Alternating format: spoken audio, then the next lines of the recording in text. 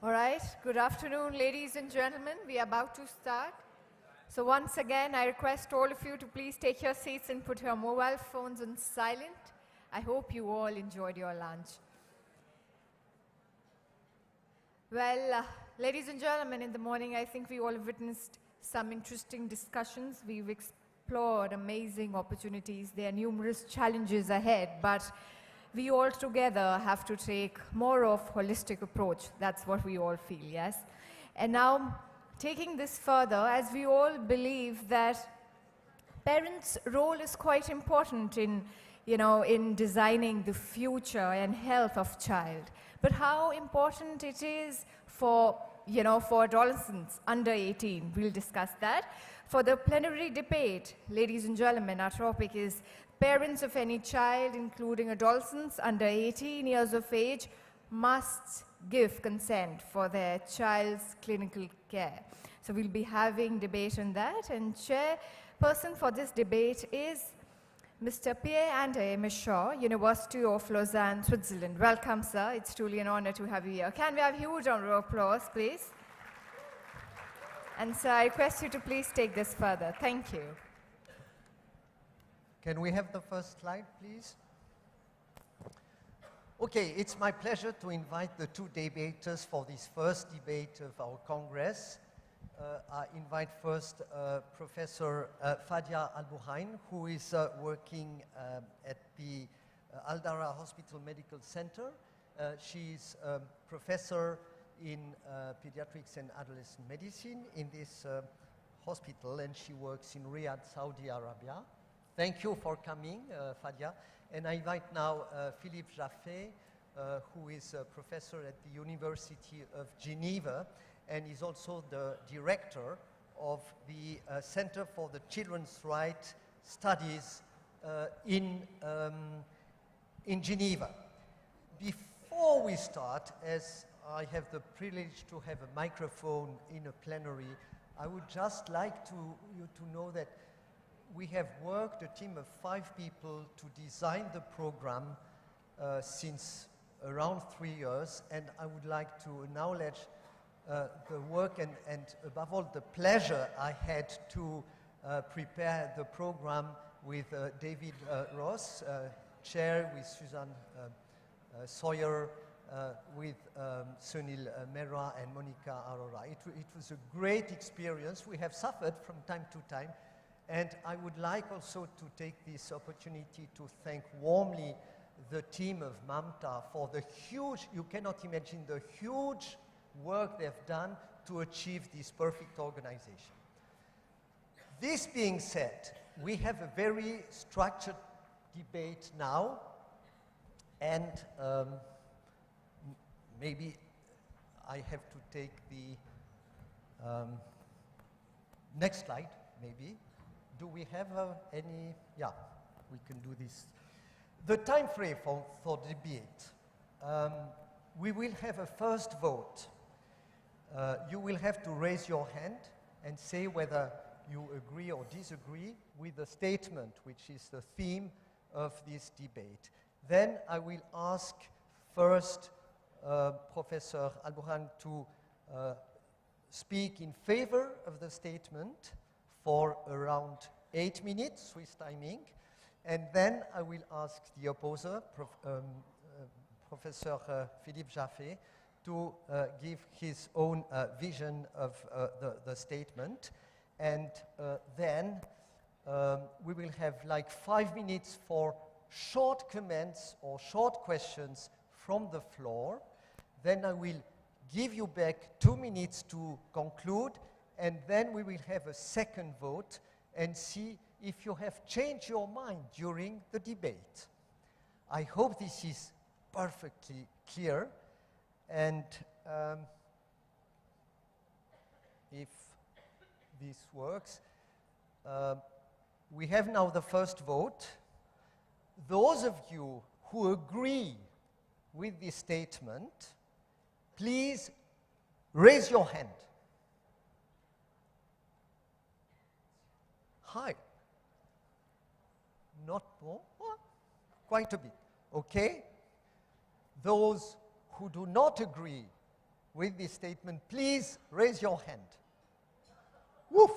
So you have a hard task, Fadia, and you have the word. Thank you, Pierre-Andre.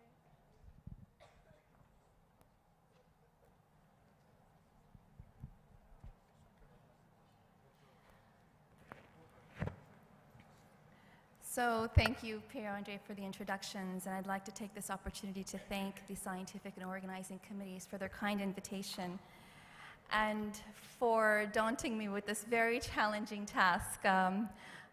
You can raise both hands in the post-vote, so please bear that in mind.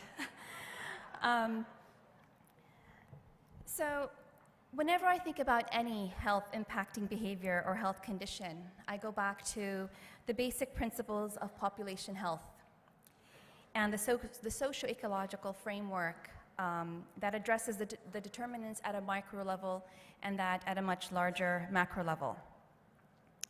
So in addressing today's topic, I've gone back to these very same principles. And it is through this framework that I will address what is in the best interest for young people within the context of this larger ecosystem.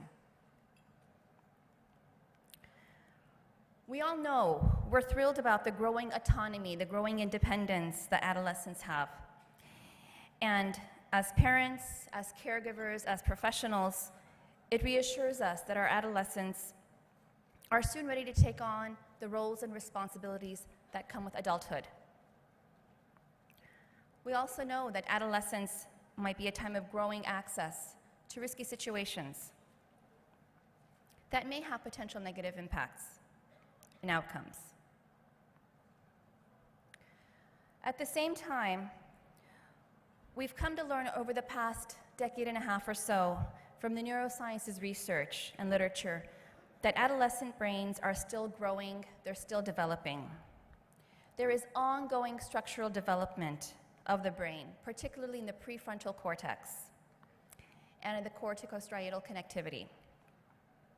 This normal lagged structural delay in development is also associated with functional changes in development. So adolescents have not yet reached their full potential for complex reasoning and impulse control. Delayed valuing and foreseeing the impact on the long term, as opposed to immediate value, has also not been fully developed. Adolescent decisions are also dependent on the context of the situation, meaning that in an arousal state or within a social context, such as being around peers, adolescent decision-making may be negatively impacted.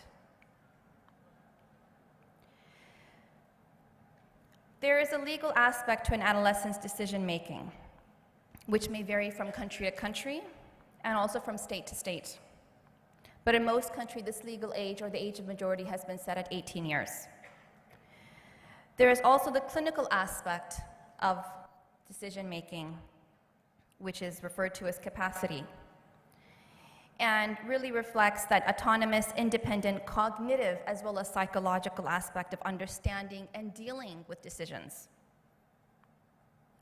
So, can an adolescent, for example, fully comprehend what abortion is, not only from a cognitive, but also from a psychological standpoint, both with respect to the immediate as well as the long-term impacts it may have? And hence, can they consent to it? And if that were permissible, would the same adolescent have the competence and capacity to, for example, consent to a major reconstructive surgery that he or she may need and may be indicated for underlying medical condition?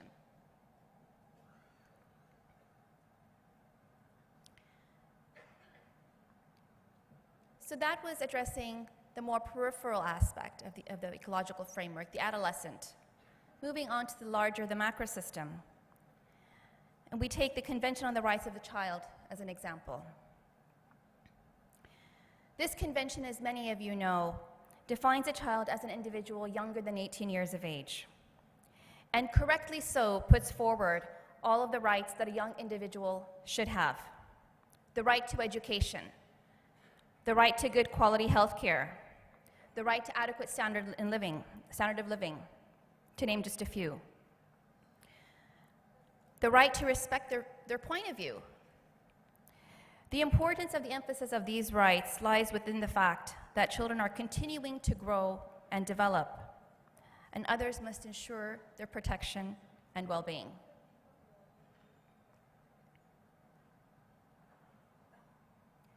The next level of the macro system, culture. There's insufficient research that's been done on adolescent decision-making within that context, within the context of culture. However, the available evidence has shown us that there is cultural variation in certain psychosocial development known to impact or to influence the decision-making capacities, such as autonomy, orientation to the future, and values for academic achievement. Research has also shown that there is variation in the approach to decision-making. So in some cultures, some Western cultures, for example, decision-making is very individualized. It's based on the individual. It doesn't go beyond that individual. In other cultures, that process, the approach to decision-making goes way beyond the individual. It may involve the family. It may involve the extended family. It may even involve the whole tribe. So it's a very different cultural context.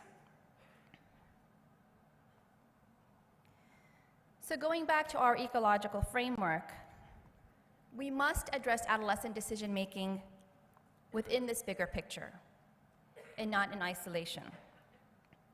And it is for this reason that I state that parents of any child, including adolescents under the age of 18 years, must give consent for their child's clinical care. Thank you.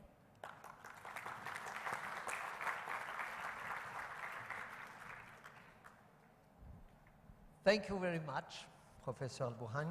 And now the word is for Professor Philippe Jaffé.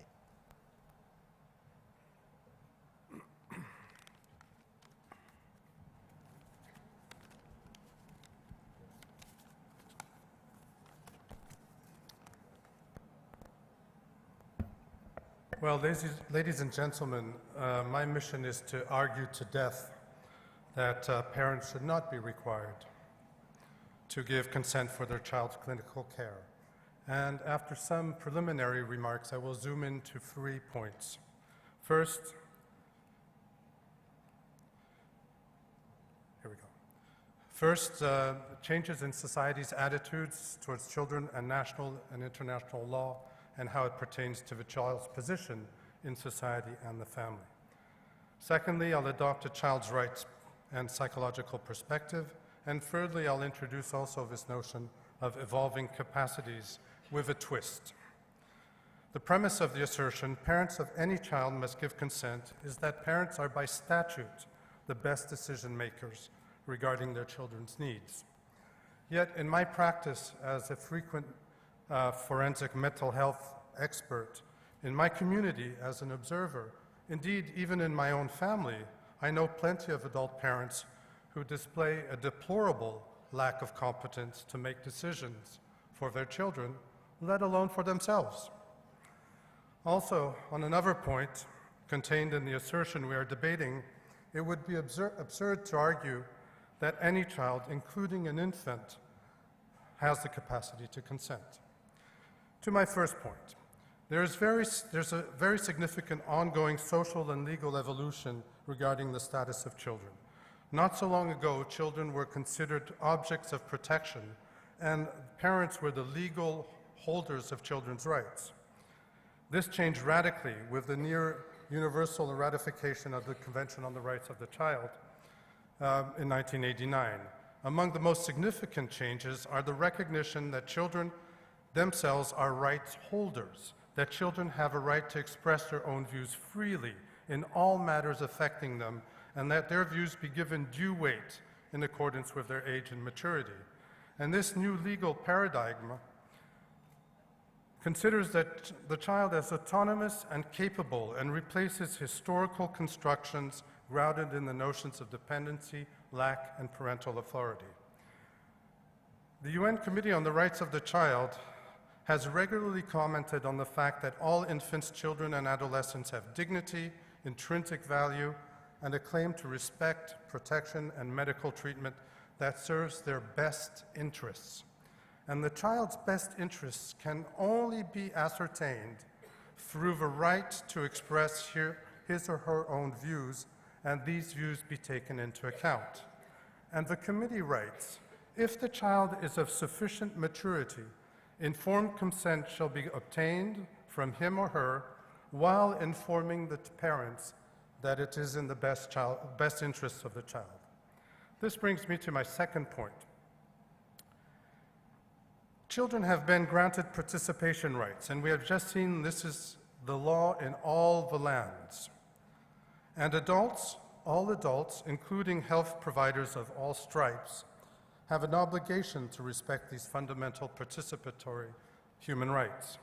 Probably very few people in this room would take issue with the notion that each of us should be entitled to make decisions about oneself. And this should hold even more true if the medical care we question, opt for, or refuse has no other consequence to oneself than to oneself. Consenting or withholding consent is a fundamental right. But hold on a second. Children are different, we say. They don't have the same basic cognitive capacities to consent. Well, is that really so? In healthcare, treatment decisions relate to medical information and personal evaluation of this information. For people to make appropriate decisions, they must have the pertinent information, be able to understand how it applies to themselves, and then to make a voluntary, non-coerced decision. The Canadian Pediatric Society reminds us succinctly that decision-making is actually defined by three components of informed choice: appropriate information, decision-making capacity, and voluntariness. Well, I will not go into details, but with the exception, obviously, of everybody currently in this room, since when do health providers go out of their way to provide appropriate information in a child-friendly manner? Is it even necessary, given that in the end, most healthcare providers assume that the decision-making ability rests with the parents? Best cut out the middleman, in this case the child, and simplify the transaction. And in the end, with children in particular, the notion of voluntariness is often just a joke. But we do know that children of all ages have outstanding cognitive capacities and reasoning abilities if only they are provided with adequate, child-friendly information and prompted to think through the issue at hand. It takes more time, but in the end, children are experts in their own lives, with competence to communicate a unique insight into their experience and perspectives. Children are also skillful communicators, employing a huge range of languages, perhaps even more than us adults, with which to articulate their views and experience. Children are active agents, influencing and interacting with the world around them. And children are also meaning makers, constructing and interpreting meaning in their lives. We have reached the point in this debate where I will conclude with two somewhat provocative lines of thought. The first is that indeed children do have evolving capacities, but let us assume that on most matters they are the best advocates for their best interest in combination with their parents and later on as autonomous, fully competent adolescents. Thus, rather than assume that children are not competent, let us presume that they are competent, unless, of course, a healthcare provider in each individual case or situation can argue that the child may not consent, may not assent, and that parents must assume the decision-making capacity in lieu of a specific child. And second point, beyond individual autonomous consent, I think that we should view decision-making as a collaborative process between children and their health providers, sometimes involving their parents. For example, and this is going very far, under Belgian law, children of any age have the right to request assisted suicide, any age. That is, a child may, under specific circumstances, make the ultimate decision to die with the consent of his or her parents. This, dear colleagues, is the ultimate role reversal, because in none of the cases have any of the parents really had a choice, and they've always consented to their child's decision. Thank you very much.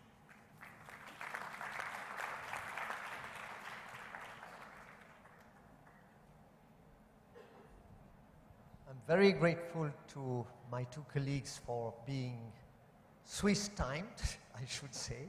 And now we have 5-6 minutes for comments or questions. I invite you to be sharp, short, though respectful, and tell us who of our two colleagues you want to respond to your comments or questions.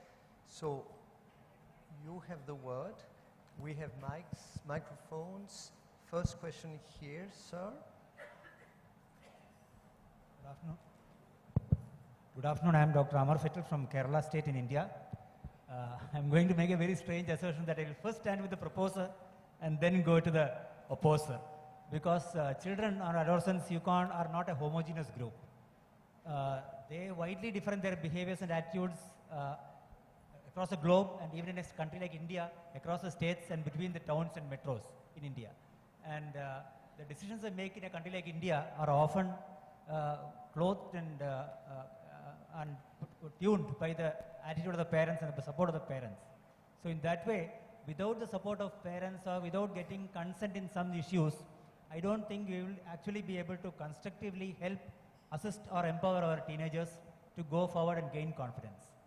If we let them fully independent and allow them to take decisions, they would do it as a group. But individually we find that teenagers are very silent when they are alone, but as a group they have a voice. So that way individual things we will... Do you want any comment from one of our debaters? I think we will take it later, finally. Okay. Summary. Later. Okay. Thank you. Another comment, short. One here. Thank you. Thank you. Okay. Thank you very much. Well done to the two debaters. My concern is, if you look at it, we're talking adolescents. And I know by the World Health Organization standards, you define adolescents as children aged... Louder, please. As children aged 10 to 19. So I'm a little bit concerned, you know, when you're talking of children like, you know, a child or less than 18, maybe can take decision by him or herself, you know, to seek clinical care. I don't particularly go for that. Something happened recently, you know, where I come from.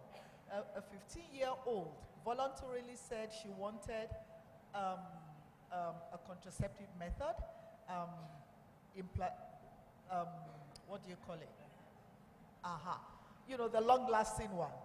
Anyway, she got home and they told her, they asked her what happened on her arm, and she had to tell her legal guardian that this is what she did.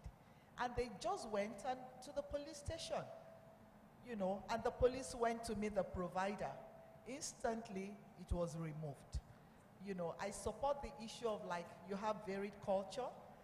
It's important, but we still have to define it within the context of adolescents, which is 10 to 19. I think Thank we you. got the point. Thank you very much. My proposal is that you try to integrate the comments in your final statement. So we have time for one or two other comments or questions. Hi. Over there. Hello. Oh, you have one? Yeah. Please. Yeah, my question is to the person who was against. So you talked about brain cognitive development, but The mic, please. Hi. Oh, okay. So you talked about cognitive development and you showed, you know, brain mapping and analysis or studies that probably have informed us about different stages of cognition, but my understanding is there's very little evidence from developing countries, from distress settings, from situations where women are living in humanitarian distress settings, where there's rape. And I don't know what we know about cognition and ability to make decisions under certain kinds of distress and need, which might be very different from contexts where this research has come from. So my question is, how do we know today what is the evidence around different stages of development in different cultural contexts? Because you both talked about cognition and you talked about culture. My second is that this debate should be referenced to context. Because if you talk about cosmetic surgery, no, I want to ask you a question. A woman who's had sex as a minor and needs an abortion and desires an abortion, how can she get parental consent for abortion when she can't talk about the fact that she's had sex with her parents? Okay, this is the question. Would you like to answer the question now? I must confess the sound here on the stage is not optimal, so it's from time to time difficult to understand the question. So maybe...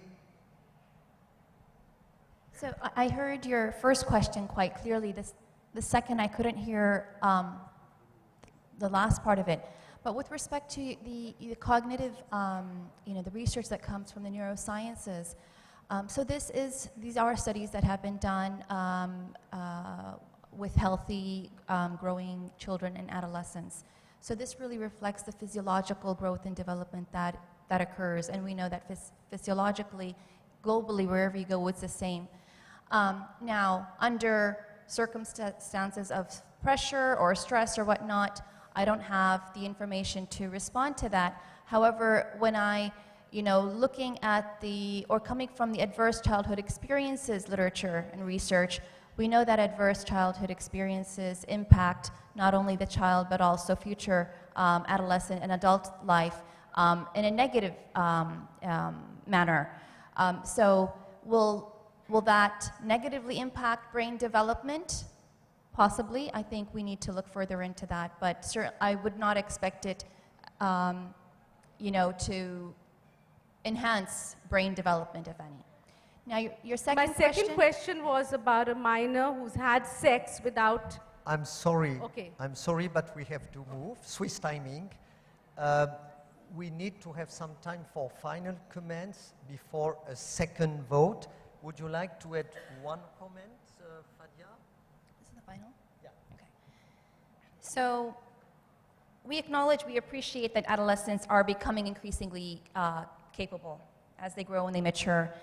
And their involvement, their views are integral to any decision that is made that involves them. Yet, as parents and as adults, we are ultimately accountable for the care and the responsibility of children below 18 years of age. We are responsible for ensuring that the best interests of our children are preserved through our own actions and through our own decisions. We cannot address adolescent decision-making in isolation from the surrounding ecosystem.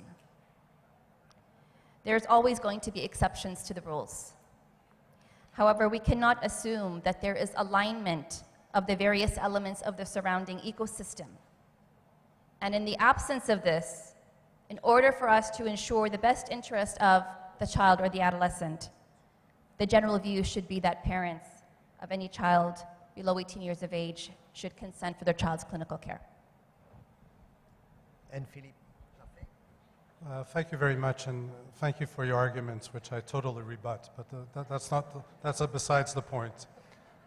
2 points. First of all, the biological argument is a good one. However, if we only followed this argument that biology is destiny and gives you the key to everything, half the room wouldn't be here. So that's the first point.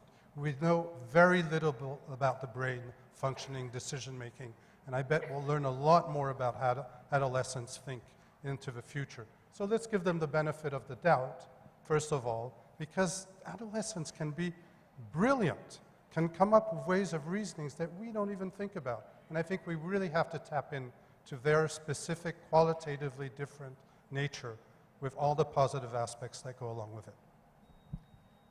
Thanks a lot. And now we come to the second vote.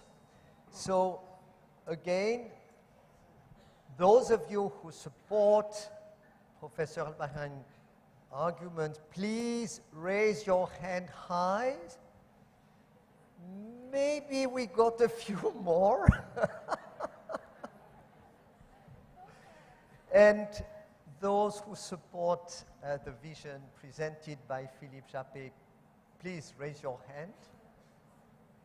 Okay. It's the majority. Let me add a final comment. I've witnessed this kind of problem many, many times as a clinician.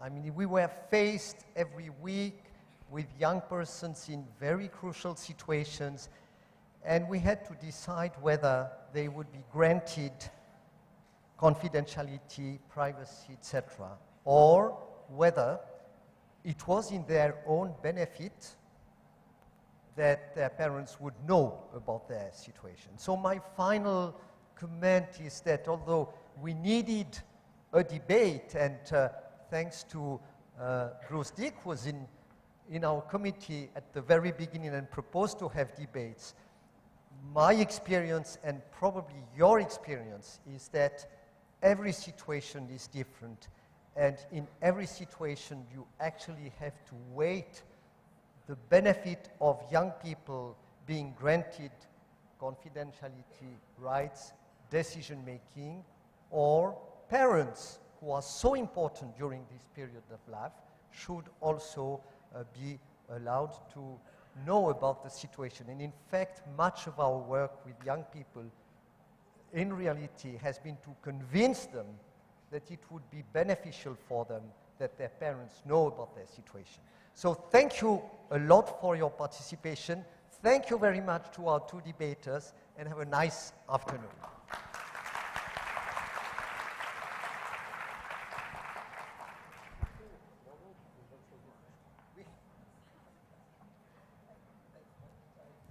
Thank you so much. Once again, we'd like to thank all our speakers. And thank you so much, Mr. Mishaw, for conducting this session so well. Very well said. Every situation is different, and we cannot fully agree or fully disagree. It really depends on, what's important and what's good for the adolescent at that time. Ladies and gentlemen, now taking this further, yes, very important topic, mental health and adolescence. Well, I believe mental health, if left untreated, it can severely influence children's development, their education, and their potential to enjoy life to the fullest. Well, recent studies have identified that mental health problems, in particular depression, as the largest cause of burden of diseases amongst young people. And now, to take this further, I would like to invite on stage Mr. Vikram Patel from Harvard Medical School, USA, and I would also request Ms. Zoa Ali Rizvi, Ministry of Health and Family Welfare India, to please join me on stage. Can we have a huge round of applause for them, please? Ladies and gentlemen, Mr. Vikram Patel and Ms. Zoa Ali Rizvi, they'll be conducting this session. Thank you.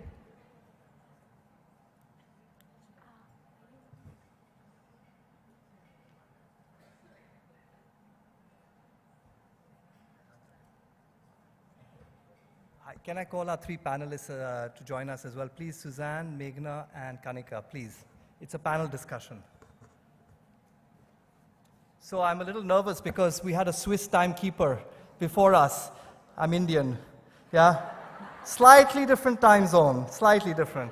And you notice that actually they have a 1-hour tea break after this, for good reason. There's an Indian moderating, 2 Indians, yeah.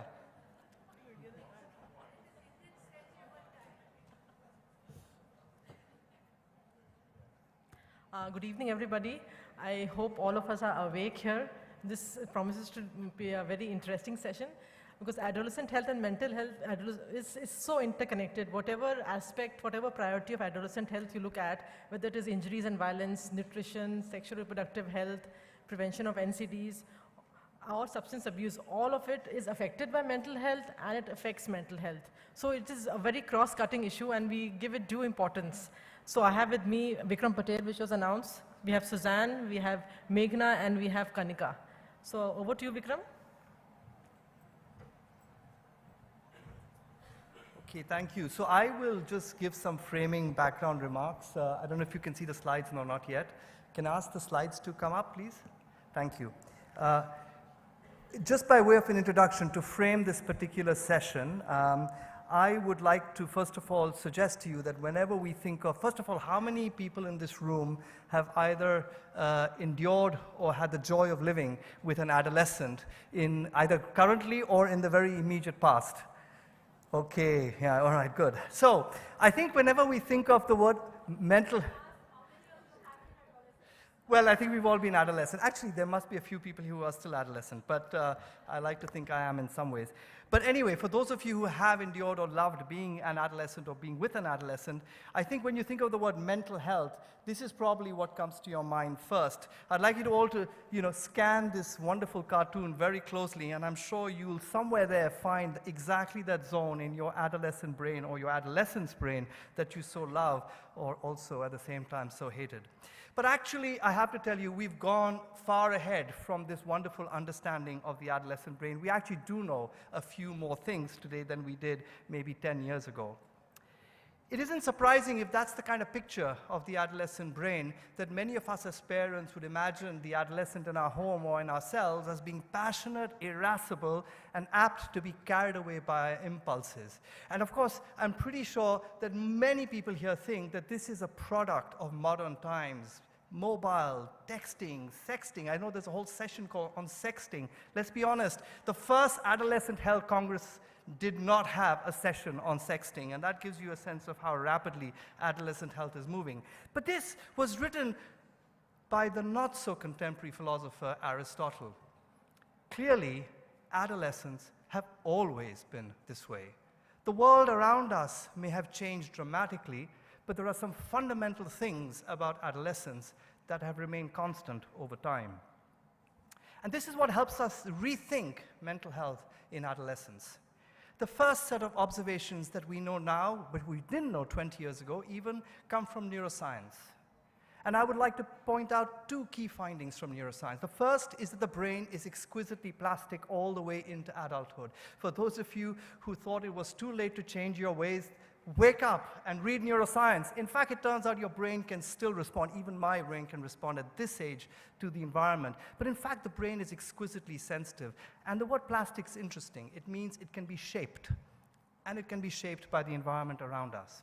And the second important observation is that different parts of the brain mature at different times. This is also profoundly important in adolescence because the part of the brain that mediates what's called hot emotions like rage and passion, the part of the brain that mediates impulsivity, the part of the brain that makes us take risks, matures about 6 to 7 years before the part of the brain that tells you, hey, slow down, take your time, and think about the consequences of your actions, what we might call executive functioning.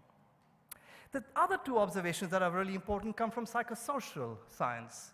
And here, the most important observation is the transition that an adolescent has to make from being a child who's almost completely dependent for all their emotional and material needs on adults, particularly their parents, to being a completely autonomous individual who might in fact have to take responsibility for their own children. And alongside a second observation that goes with this, that in order to make this transition, you have to achieve social goals that are remarkably universal, no matter which culture the adolescent is in. You all have to actually ultimately find stable, long-term, intimate relationships, and you all have to find stable, productive employment.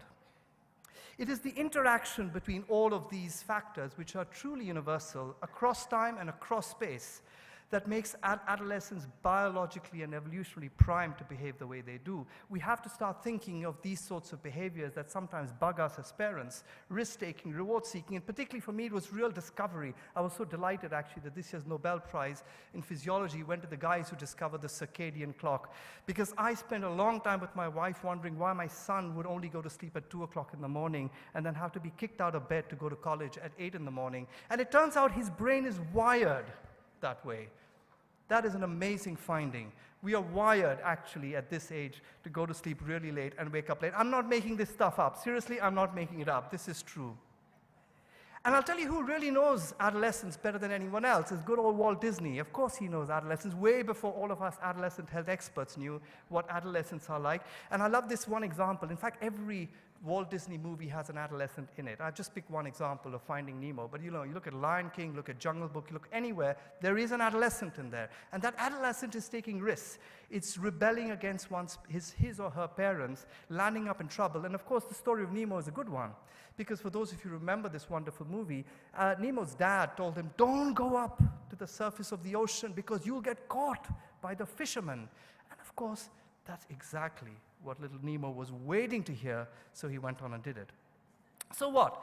Well, while these developmental characteristics are essential, they're part of our evolution, they're part of what makes us human, indeed, they're part of what makes us a member of the animal kingdom, the very things that can actually be such an important asset in making this transition also pose unique vulnerabilities. If the world around us is uncompromising, if the world around us throws insults at our development. And this is the most important way to understand why mental health problems arise in adolescence. So the critical questions for our panel today are, what are the determinants of mental health problems in adolescence that we can find in the world around us? And then, how can we intervene at different levels? We heard the word ecological framework earlier today. I think that's very pertinent in any conversation about adolescent health, from policies to social norms to the provision of services. What is at stake? Nothing less than the fact that mental substance use disorders and injuries, by the way, a lot of which are linked to the same kind of behavioral problems that we associate with mental health problems, are the leading causes of death and disability in both genders, across the youth age spectrum, and in all countries. And in this country that many of you are visiting, it may shock you to know that suicide is the #1 cause of death in both girls and in boys in the age group of 15 to 24. And it has been the #1 cause of death for the last 5 years. Indeed, it is the #1 cause of death in most of South Asia, including Nepal, Sri Lanka, and Bangladesh. This is an astonishing statistic. More young people will die in South Asia at their own hands than due to any other single cause of death.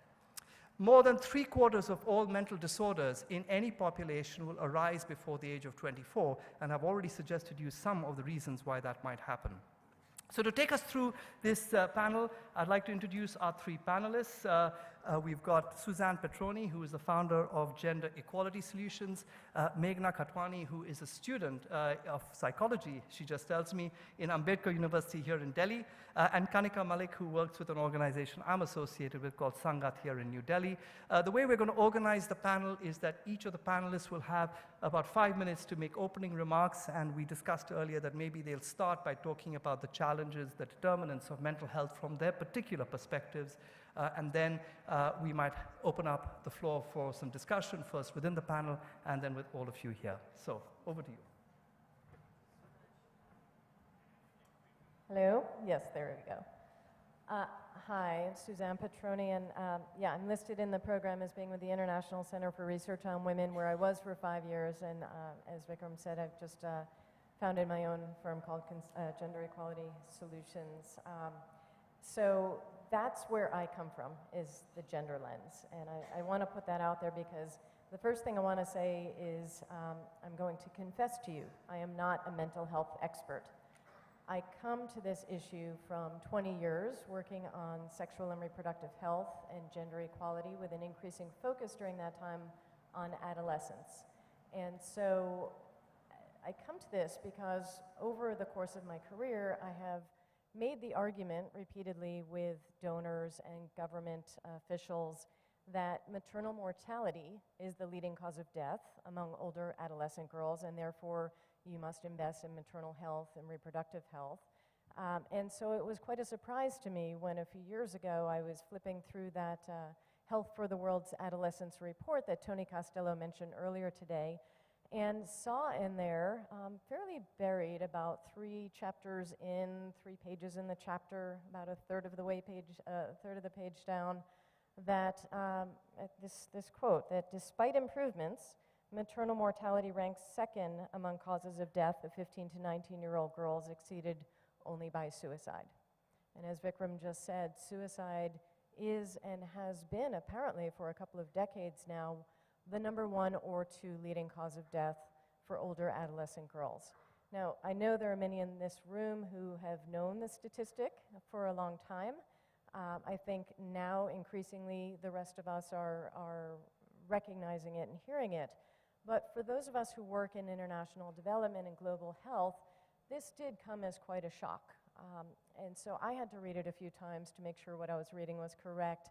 And then I started digging into the evidence, trying to understand, why is this happening? What's going on? And it didn't take me long, because there's not much evidence out there. The bulk of the evidence that we do have comes from mostly industrialized countries.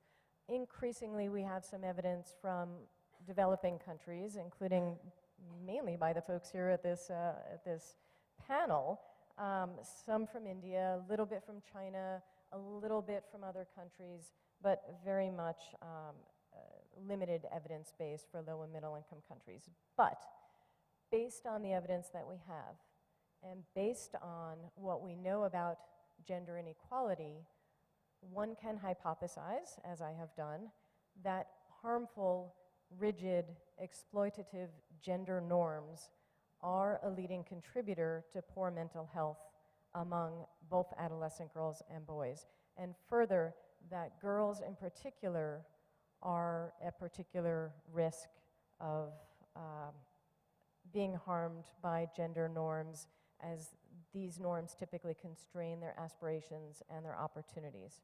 So how can I make this hypothesis? Well, we do know a bit now. You just heard from Vikram, and we heard earlier today that we know a lot more now about the adolescent brain and what happens during the period of adolescence. We know that external influences begin to really impact on the brain during adolescence, and they make a mark. And among those external influences are social norms, expectations by others of what an adolescent should be.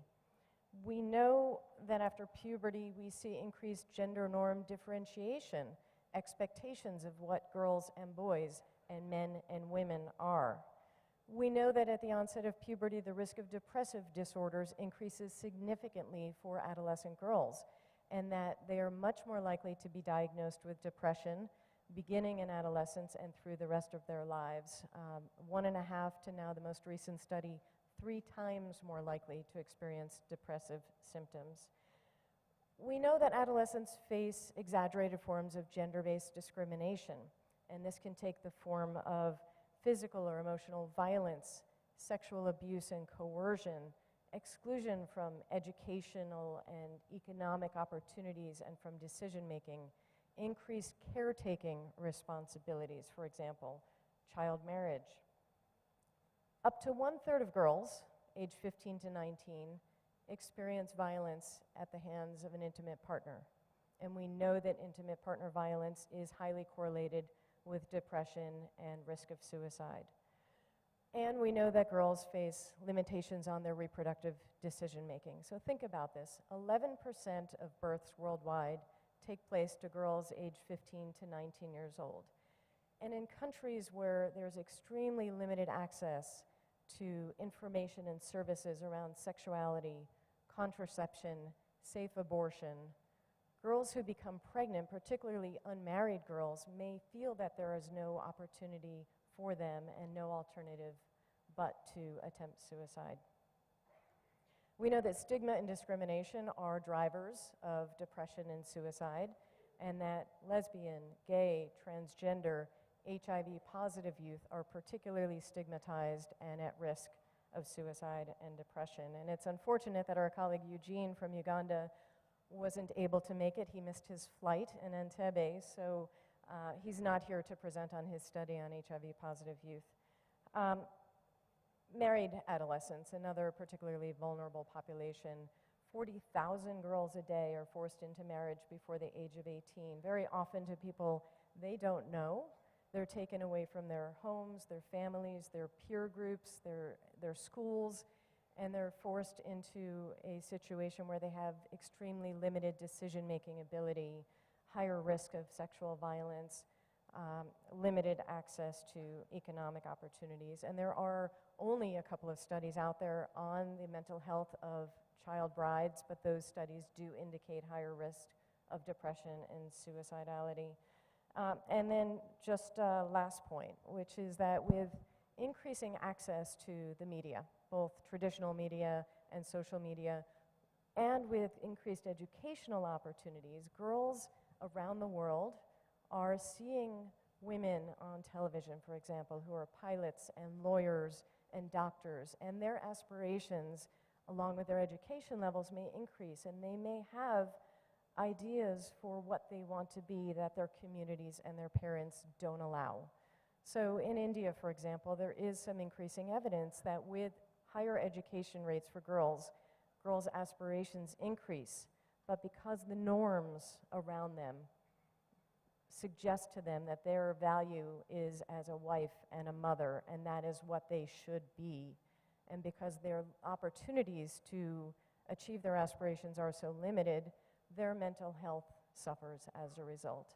So this is just one element in terms of the social drivers and the structural determinants of health that I hope we can all think about and look at a bit more.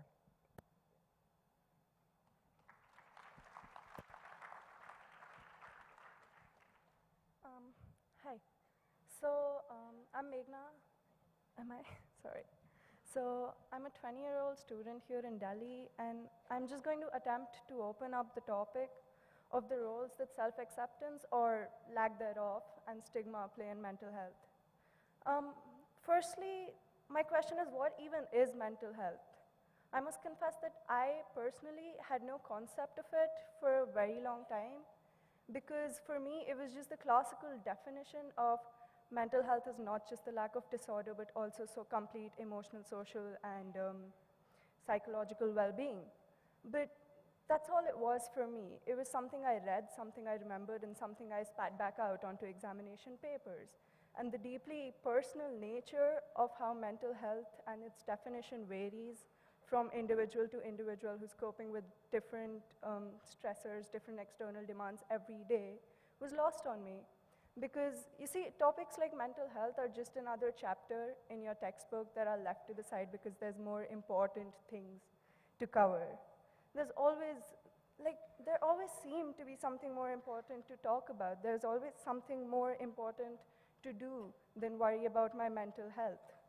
So, so when I found myself unable to cope with the stress of work or focus or even get out of bed in the mornings, I convinced myself I was being lazy. When I slipped into old habits and I kept breaking friendships, I poured what was left of me into work, into proving that I was an excellent student, into proving that I was a great performer, into proving to everyone and to myself that nothing was wrong. And you see, in a country like India, competition is one of the first social interactions we get, where every child is prepared for an intensive interview to get into primary school. And you grow up believing that the only thing, that performativity is everything. In the population, in the masses, you're running a race, and you're either leading the race or you're lost in it. So, I mean, in such a situation, there's no place for the ambiguity or the low productivity that comes with having a mental health problem. I mean, like Vikram sir mentioned, that suicide is the leading cause of death in young adolescents in India. And we all know the stories of engineers who keep on pushing themselves to excel, and they're unable to even acknowledge that they're choking within their own expectations. And that's how deeply pervasive stigma is in this society. It's not necessarily an external force, but an internal sense of shame and guilt at not being able to at not even being able to cope up with life, even though you technically have all the faculties and everything going for you. And often, it's about not being able to match up to your own expectations. And this shame is the thing that shuts you up, locks you inside, and stops you from ever reaching out. The stigma against mental health is the tendency to invalidate any experience that does not meet a perfect checklist of symptoms of depression and anxiety. Like the various shades and levels between dysfunction and well-being are ignored and they go unnoticed by the community as well as the individual. In fact, I'm guessing all of us here have talked about a problem at some point and then ended their sentence with, "You probably have more important things to talk about. I'm just being silly. It's okay. I'm okay." I have suffocated in the claustrophobia of my own anxiety and continue to trivialize it in this very way, repeatedly denying that the problem exists because I do not want to accept the fact that sometimes we're not able to cope. Sometimes we even pretend that the presence of bigger problems in the world makes it easier for us to deal with the constant repetitive discomfort of our day-to-day lives. I wasn't able to break out until I spoke to a friend, and I realized that maybe it wasn't about me excelling in everything. I wish I'd known earlier that my personal mental health also requires the same attention that physical health and the health of others does. I wish that I knew that accepting and caring for myself is just as necessary as improving myself. And it was all right to be lost, it was all right to be confused, and it was all right to finally see myself in the context that I lived in and be comfortable with the skin that I possessed. For me, mental health is not even about realizing, it's about realizing that it's not always about being okay, and sometimes it's okay to just be.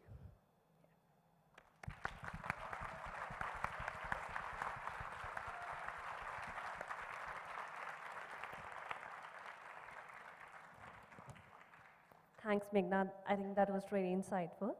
Hi, I'm Kanika. I'm a clinical psychologist by training, and as Vikram introduced, I'm currently working with Sangat. It's a non-government organization which actually is committed towards improving mental health through various programs in community.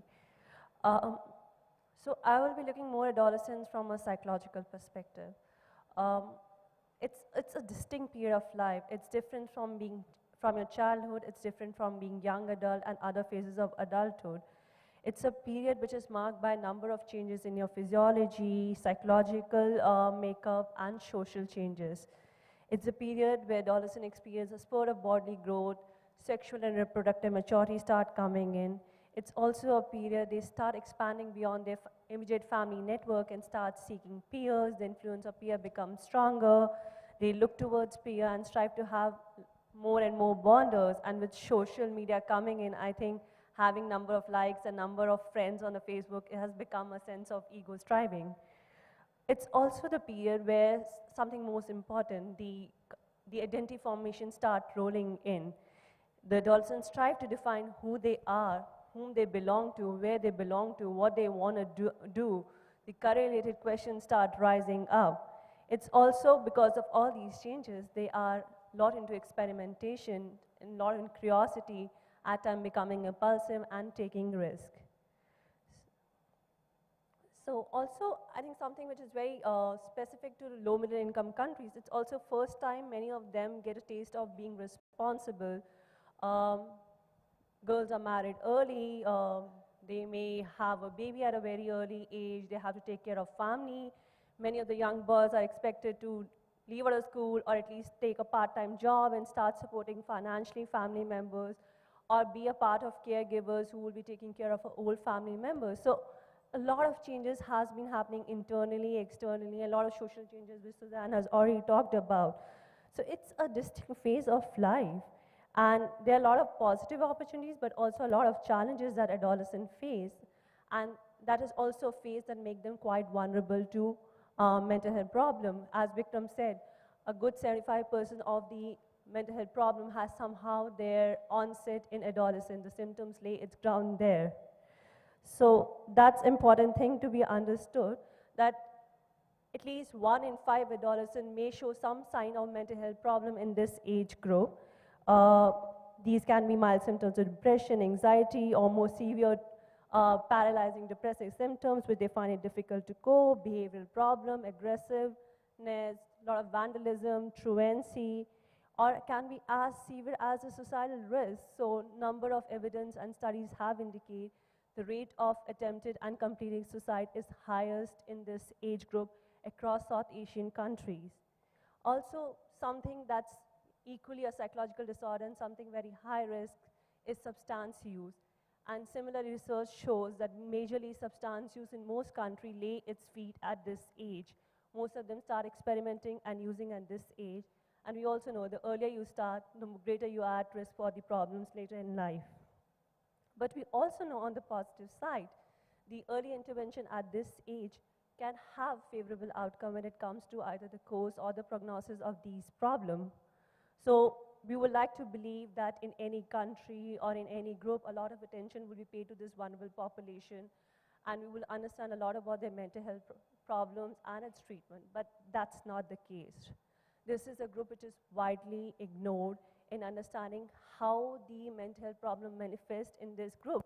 The presentation may be totally different from what you see in an adult or what you see in a childhood. So how it manifests in this group, what works with this group, what psychological treatments are feasible, what are scalable, all these researches are very few in this age group. And also the manpower who is totally dedicated to understanding the issues in adolescent mental health are very few. So we have very few programs which we're talking about adolescent child psychiatry or child psychology in India and any other countries. And truly saying the condition is much more dark in these low and middle income countries where we are anyway struggling with the entire mental health issues. Adolescent mental health usually take the most backseat in these countries. But there has been change in picture in last few years, at least say in last 1 decade, we have seen adolescent mental health has been given some attention. There has been researchers, especially the school-based program and some community-based intervention that has focused on addressing these adolescent mental health. I will not be going into the entire literature about what are these programs. Some have life skills-based programs, some are more CBT-based intervention, other form of intervention. I will just talk about my experience of working in school. So I work with a program called Pride, which is a school-based mental health program, and it is being delivered by Sangat under a Wellcome Trust grant. And currently these programs are carried out in government-aided schools in Goa and government schools in Delhi.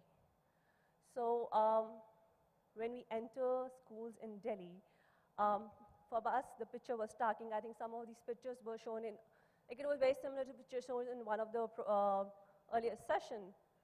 Classrooms, there's no facilities, there's no desks, overcrowded classroom, 100 students sitting in just small room. There are not adequate teachers, there's no facility. They didn't understand what is concept of mental health, what is counseling, why you need a room for a counseling, why you need a room where there's a privacy, can't you do in the classroom, can't you do in the assembly, what's special they have to talk about, we all know their problem.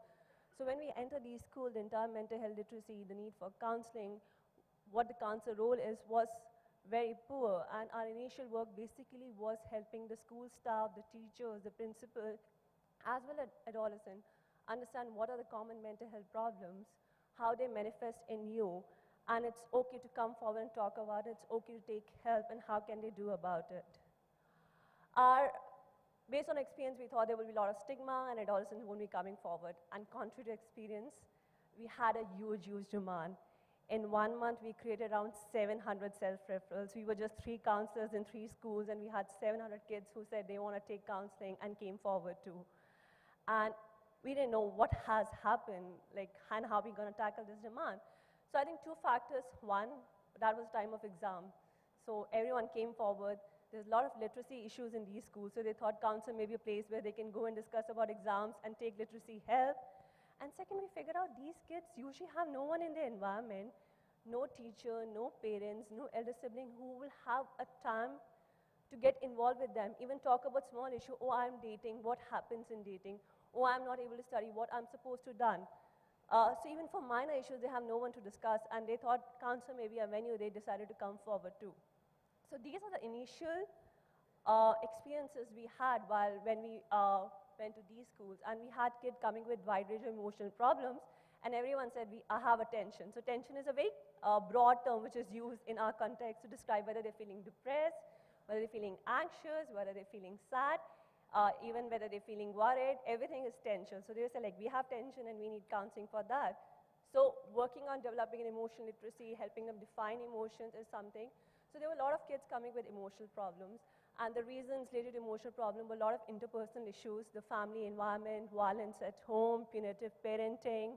A lot of kids also came with the peer-related problems, dating issues, conflicts at home due to dating issues. Another issue which was frequent was bullying and those related to eve teasing. So I think that's something very specific. Eve teasing is something, a phenomena very frequently encountered in Indian context, which may not be there.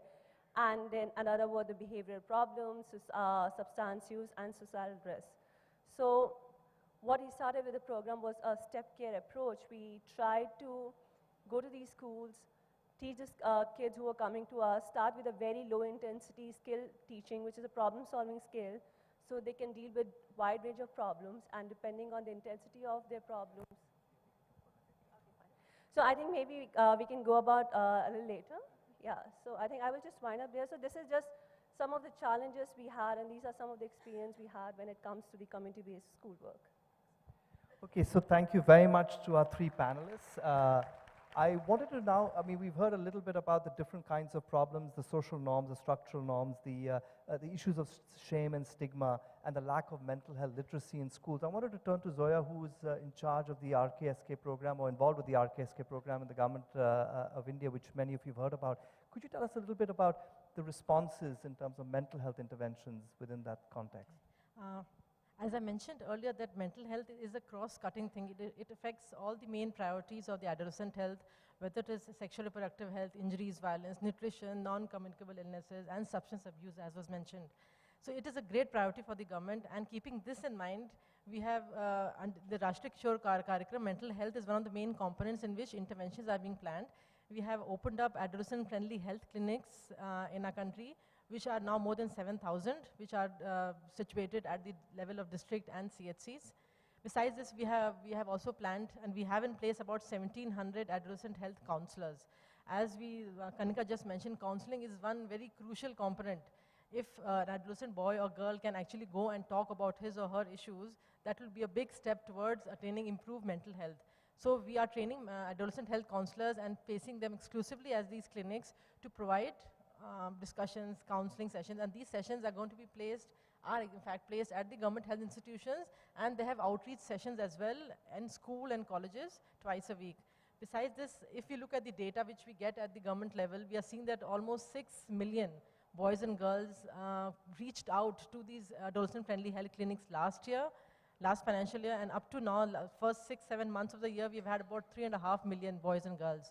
So I think we are taking baby steps towards increasing awareness of mental health, but one crucial component is adolescent health counselors, for which we are working, and we are looking for good trainings and good refresher trainings, because they are going to be the backbone of the mental health provision.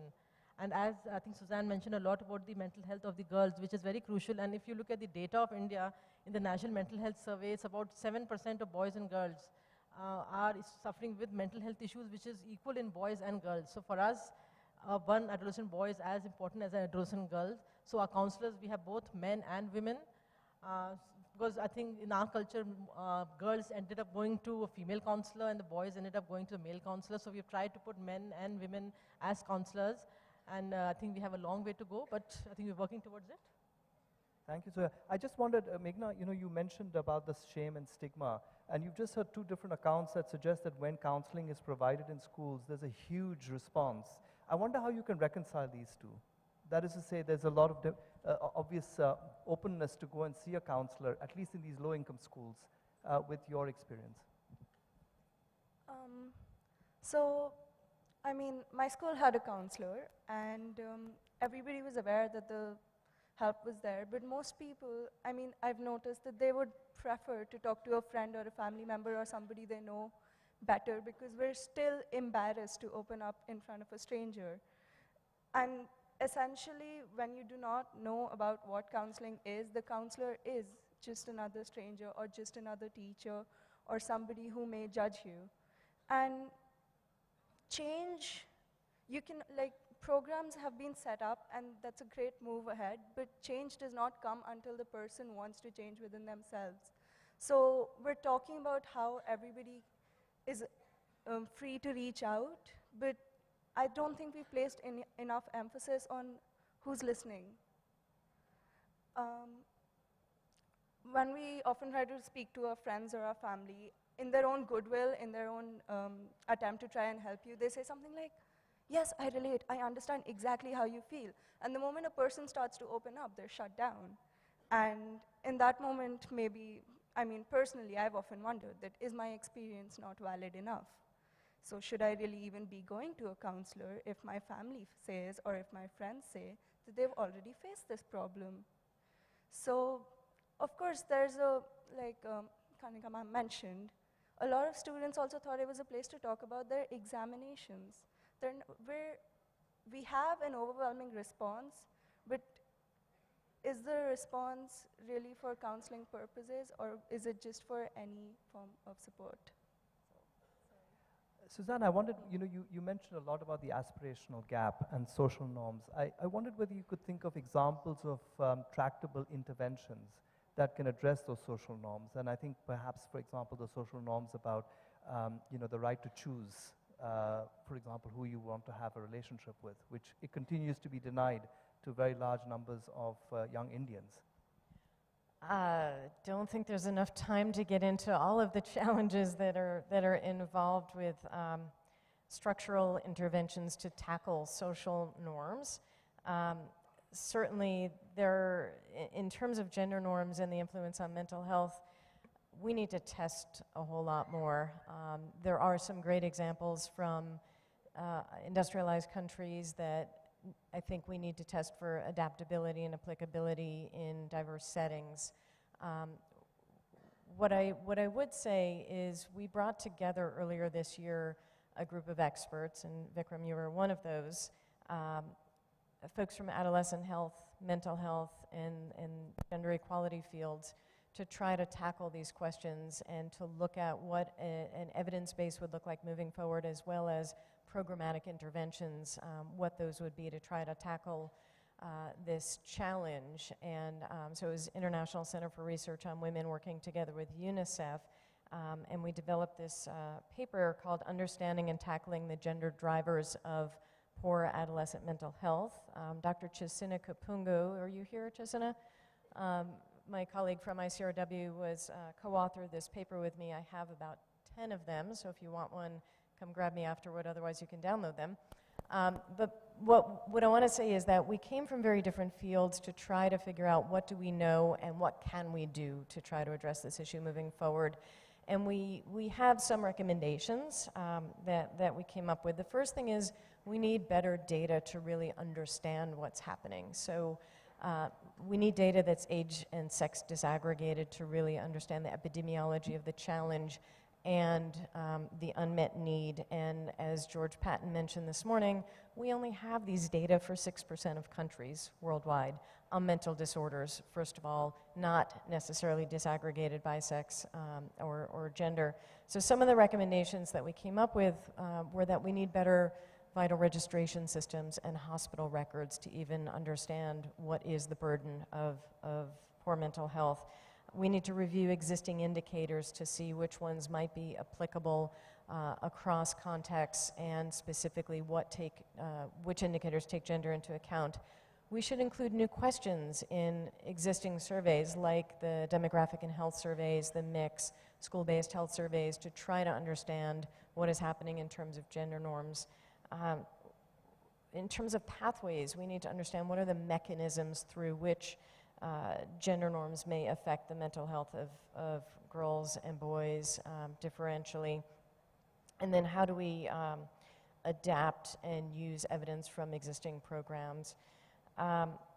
And we need to make sure that we look at different elements and different points in the adolescent development life cycle. So 10 and 11-year-olds, for example, face very different challenges than 18 and 19-year-olds.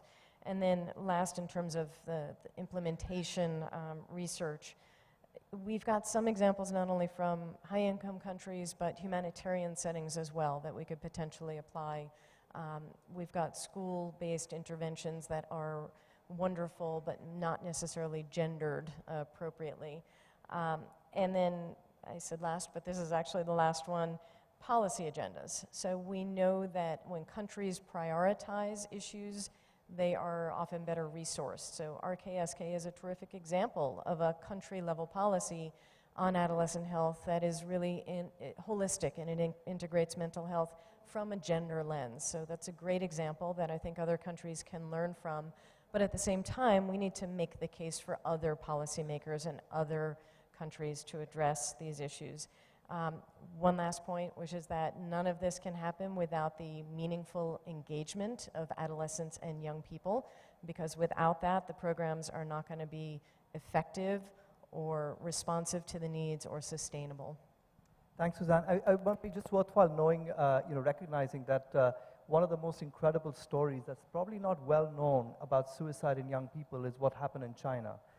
In the mid-1990s, China had the highest suicide rate in women in the world, actually. Today, we looked at models. If China's suicide rate had remained static over the last 2 decades, 1 million extra Chinese would have died through suicide. It's probably the single biggest life-saving intervention that I know of in the mental health story anyway. But not well known. And the reason is, of course, it's a very complex set of factors that have, as it were, prevented 1 million suicides in young Chinese. A lot of it has to do with young female suicide rates, which have plummeted. And when I asked Chinese colleagues, was there a specific policy intervention? And they say, yes, most of it was about giving much more independence to women to make decisions, for example, about employment, about the way they live their lives, etc. Not exactly a health intervention in the traditional way, but certainly with a very powerful health outcome. Ironically, India's female suicide rate is now one of the highest in the world.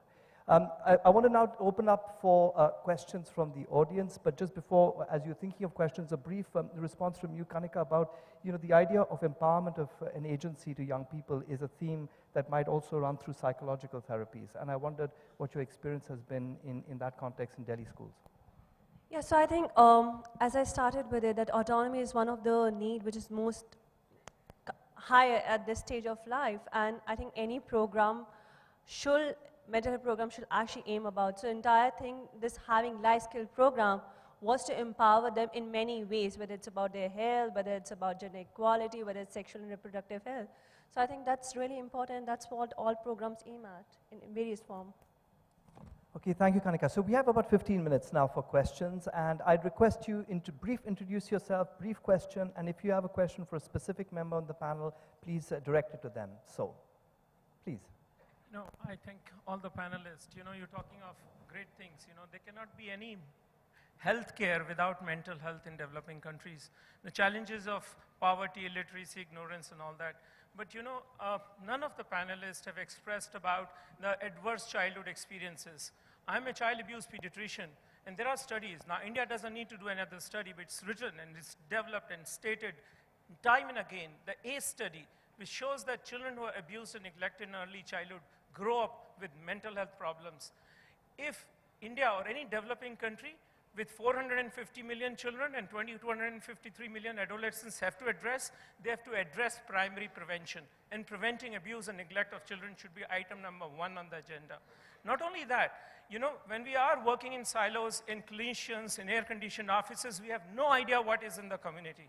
I can take all of you as well as I invite you over just 80 kilometers from here in Mewat in Haryana, one of the world's best, our country, a shame of our country, there's just not mental health, but this thing. So where our health programs are not reaching, and the issue is about convergence of all this. Mental health cannot occur only in silos. There are, the Ministry of Education, the Human Resources, the Health, everybody has to come if you have to make a child healthy mentally. Thank you. I think what I'll do is we'll take a bunch of questions and then I'll hand over to the panel. I think the question you've talked about is about intersectorality of mental health actions and also particularly the context of child neglect. Yeah, absolutely, early child neglect, and I'd request any of the panelists to just keep track of the questions. Should I just go? Hi.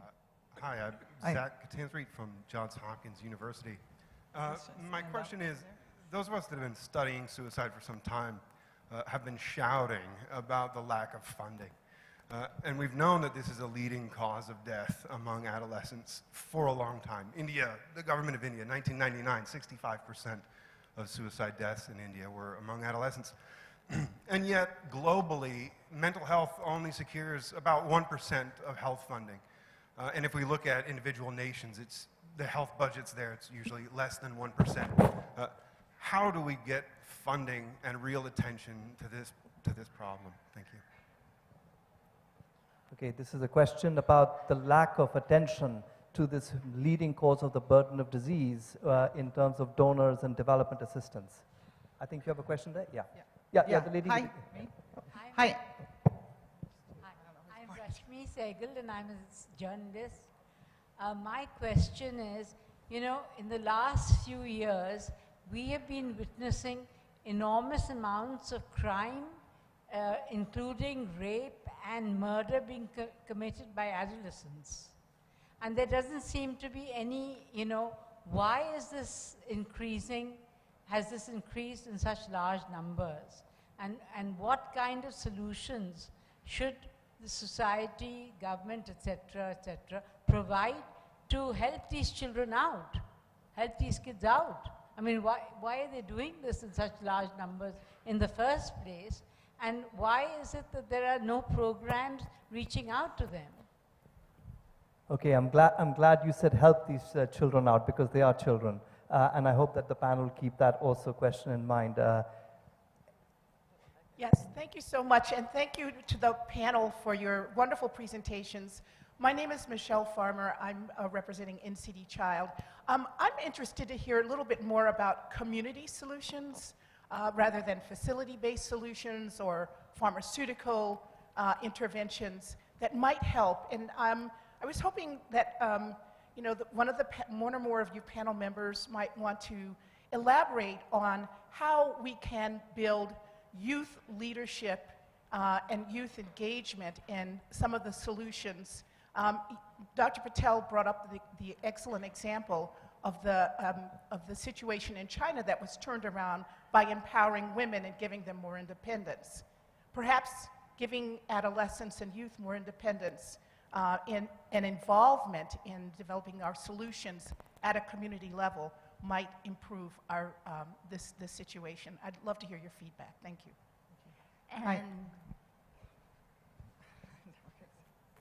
okay, hi. Michelle Gaudreau, World Vision, and my question actually is quite related to the other Michelle's question. Do you see that there may be a role for community health workers in frontline response in household mental health issues identification? And if so, or are there do no harm considerations that we would need to take into account with regard to that? Thank you. Hi, I'm Elizabeth Ozer from University of California, San Francisco. First of all, I really appreciate the panel and all the different levels in which you're addressing this issue. And I guess I want to just come back to a point that Dr. Patel had started with and reinforces some of what's been said about the brain development and what we know from neuroscience and developmental science. And the flip side of the problems is that we know that this is this really prime time for intervention and for prevention and engagement and passion and competence. And so I just want to reinforce that side of what we know now about the brain development, which I think emphasizes why it's so important to be focusing on this and putting resources into prevention. Yeah. Okay, we take a couple more questions and we'll give to the panel. So I just want to see there's a question here and Hi. I already have a mic. Oh, okay, 3, 1, 2, and 3, and that's it. I'm Dr. Kiran Agrawal. I'm a pediatrician working on child protection. My question to Zoya, government is running such a huge program for adolescent health.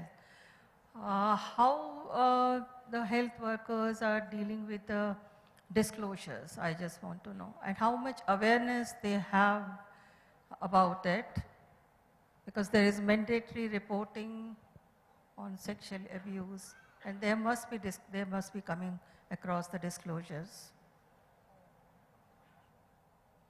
And my question to Meghna, the age of, as per the law of land in India, age of consent for sex is 18 years.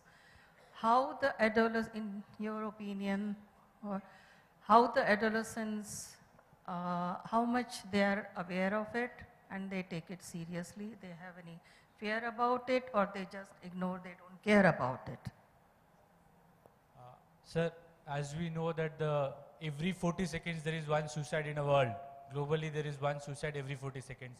And the leading cause in adolescents aged 15 to 24 is suicide. So as a government, what are the courses that can be given in a school for the prevention of this type of things? Okay, I think we've finished all the questions, so I'm going to ask... There's still me. Oh, sorry. Okay, last question. I was just being polite with everyone. My name is Samir. I'm a consultant. I have a question about the concept of pleasure, or pleasure-positive approaches to influencing young people towards SRH as well as better mental health.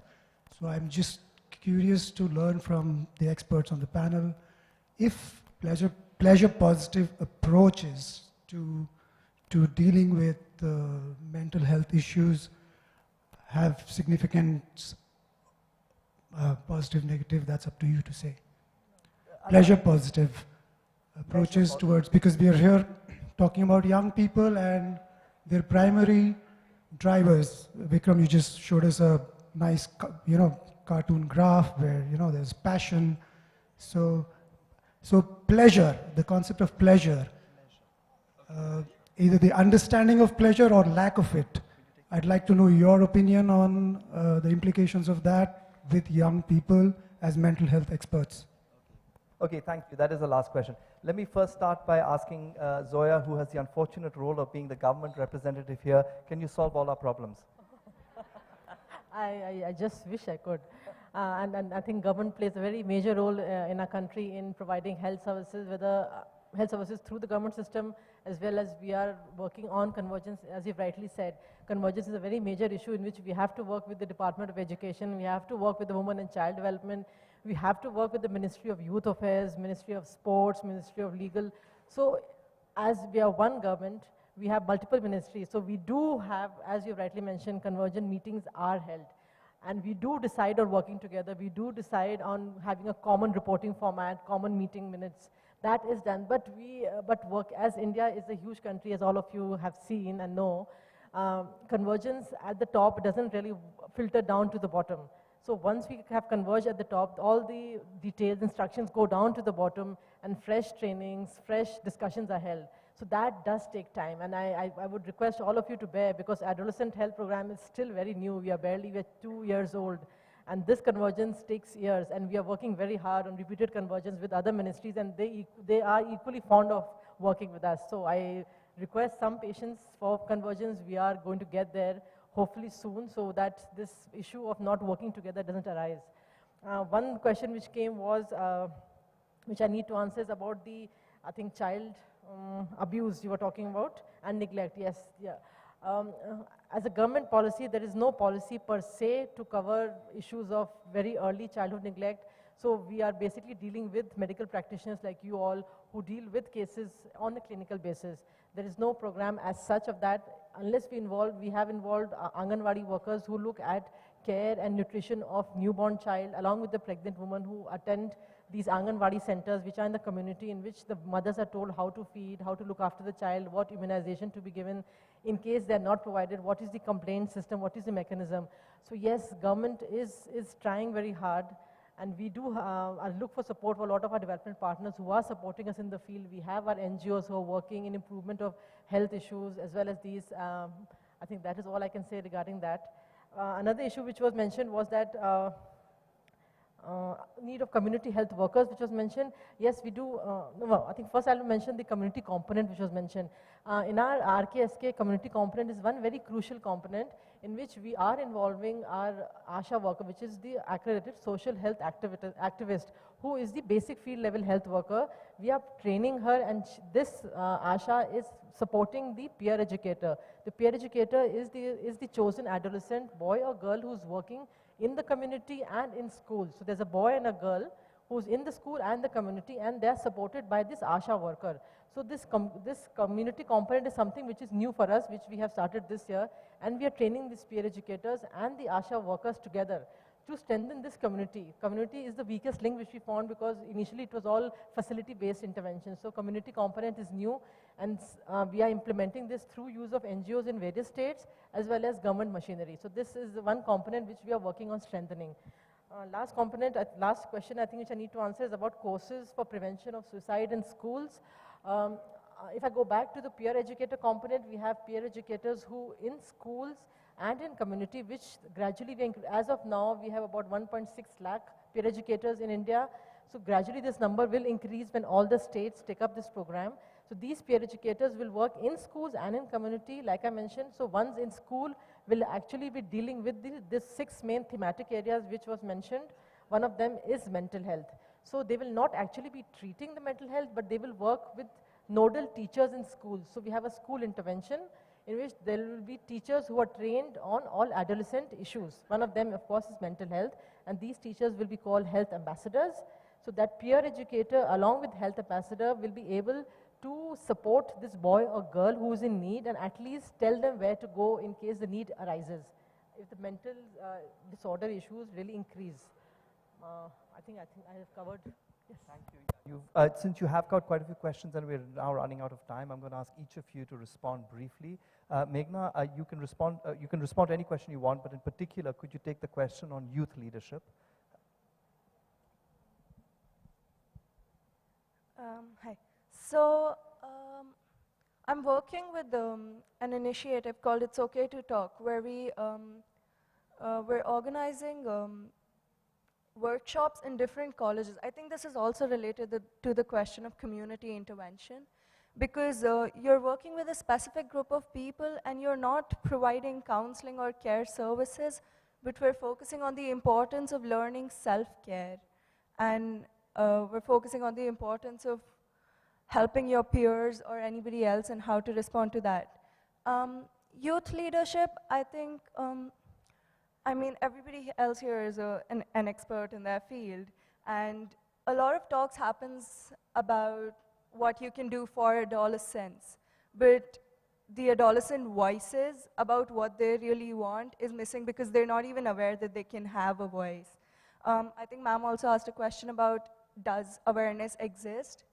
I think outside the 4 walls of this building, not so much. We're all here talking about mental health as people who are aware that this is a problem, who are aware that this is a relevant issue in our society.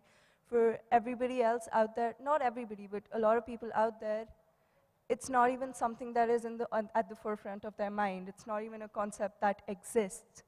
So the question about consent, the age of consent is 18. Do they know about it? Do they care about it? It falls secondary, honestly, to everything else that people are expected to do. To just, I lost my point, sorry. But, no, I can't. You can come back later. Suzanne, about the funding, perhaps? Yeah, on the question of lack of funding, excellent question. I think where we are is that there has been a lack of attention and funding to adolescent health and to mental health. And if you put the two together and try to get funding for adolescent mental health, it's even harder to achieve that. So what do we do about it? Raise awareness, which I think we are continuing to do, and increasingly I think there is awareness out there on the part of donors about the challenge that we now face, but it's incumbent upon all of us to continue to to beat that drum, if you will, and make sure that donors and governments understand the burden that is out there. Associated with that is doing an assessment of the cost of inaction. I am not normally one who comes down to dollars and cents, but a lot of donors are. They want to know, what is this problem costing us? So if we can get an understanding of the economic impacts of not acting to improve adolescent mental health, I think that could make a difference with some donors. I want to give credit to the Canadian government. Canada, Global Affairs Canada and Grand Challenges Canada has prioritized mental health globally and is starting to turn their attention to adolescents. Hopefully some other donors will follow suit. One recommendation for how to do that, in addition to that cost of inaction, is linking it with their priority areas. We know that donors fund in silos. So if we can connect adolescent mental health with the issues that they're concerned about, such as maternal health, we'll see, as we see right now, an RFP from the Gates Foundation that just issued a new grand challenge for healthy minds for adolescent mothers that recognizes that adolescent girls who are pregnant and parenting have mental health challenges that are unique, and the Gates Foundation is stepping up to fund those. So find the areas that the donors are interested in, connect this issue, and maybe we'll get some more money coming to this area. Kanika, just a few words regarding the question on adolescent criminal behavior or disruptive behavior. Yeah, so I don't know whether it's increasing, but it's something which has been brought more attention by media, that the delinquency, disruptive behavior, the conduct problem are increasing. Why are they there? It's a complex phenomena. Multiple factors, psychological, interpersonal, social, media, all will be acting it to actually see what we are currently seeing, a lot of delinquencies there. Is there a way out possible? Yes, it is. We have number of delinquency programs across worldwide. They have been there. Whether we have delinquents home, they have, like it's compulsory to have a psychologist there addressing to those needs. We have a lot of parenting programs to address these delinquency issues very early in their life for young children.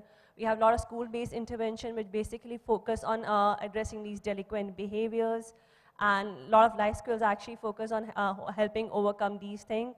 Substance use is another form of delinquency which has been taken across world and has been a lot of programs and funding has been invested in working on it. So yes, it's a problem like any other problem, and yes, there's a way out of it, but again, like all other mental health problems, it requires investment from various sectors. Okay, so thank you very much to all our panelists and to Zoya, my co-chair, for this very engaging, I hope you all found it a very engaging session on mental health. It's impossible in 1 hour to cover the very diverse range of issues that would inevitably need to go into a discussion on young people's mental health, but I think we went quite a long way. And so I'd like to join me in thanking our 3 panelists for a wonderful discussion. And for my Swiss friend, I am sorry, India Standard Time rules. We're only 5 minutes late though, so I think we just made it to Switzerland.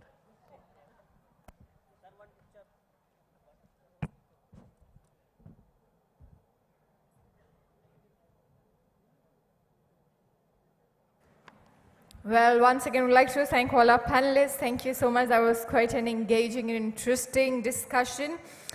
With that, ladies and gentlemen, well, I feel adolescents are looking at the freedom to express when they express themselves and give, wings to their dreams. That is the time when they feel happy and they don't feel suppressed or depressed. So it's very important to consider their dreams. It's very important to consider their thoughts and emotions and give value to that. But usually I see that people follow the normal protocol. They want students to follow the normal norm, and they are pushed into something that they don't want. So I think freedom to express, freedom to do what they want is very important in adolescent mental health. And now we request all of you to please join us for various parallel sessions that are going on in different meeting rooms. And tomorrow we'll commence at 9 a.m. with our sessions. We request all of you to please follow the itinerary. Thank you.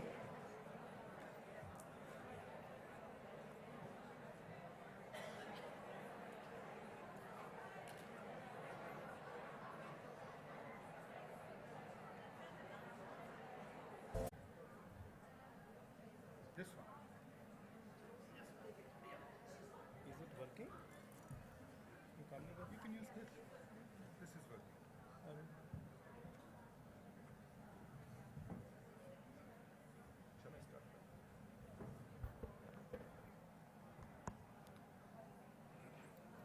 A very good afternoon to all of you, and welcome to this, important symposium on the India's Adolescent Health Program.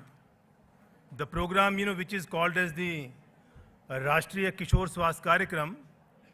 And in this particular program, which is there for the 90-minute session, we are going to share with you the India's experience in implementing this adolescent program. What are the issues, what are the challenges we faced as the policymakers, and how the program is getting evolved.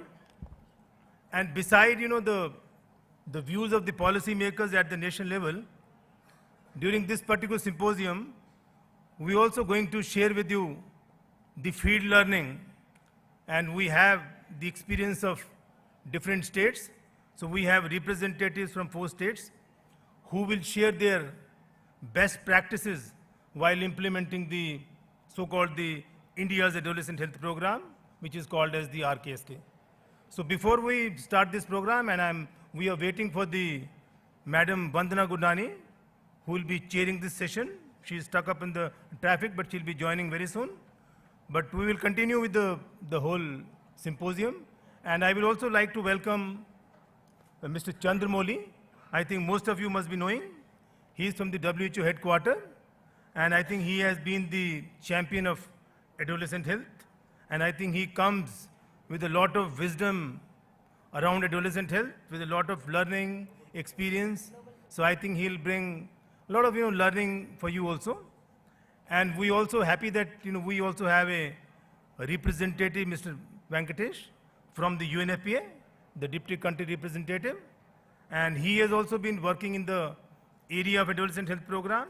He has also been supporting the India's program for the last many years, and I think right from the day one of the program was constructed, I think he was part and parcel of the whole discussion.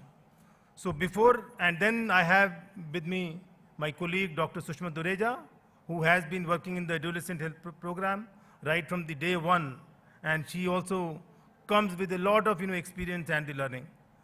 Now, what we do is, we are waiting for the madam, but she'll join. But meanwhile, what we do is, we'll start with the presentation of the RKSK program. You must have seen the presentation today in the morning also, little flavor of the program. Yesterday, you also saw a video clipping, but I think the Dr. Sushma Dureja will bring you the thorough kind of a micro details of the program implementation and what are the key challenges and how the program is going to evolve in future. So now, without wasting much time, I will request Dr. Sushma Dureja, and I think we can have the remarks of the chair and the co-chair a little later, so I'll request Dr. Sushma Dureja to please tell us about this RKSK program. Dr. Dureja.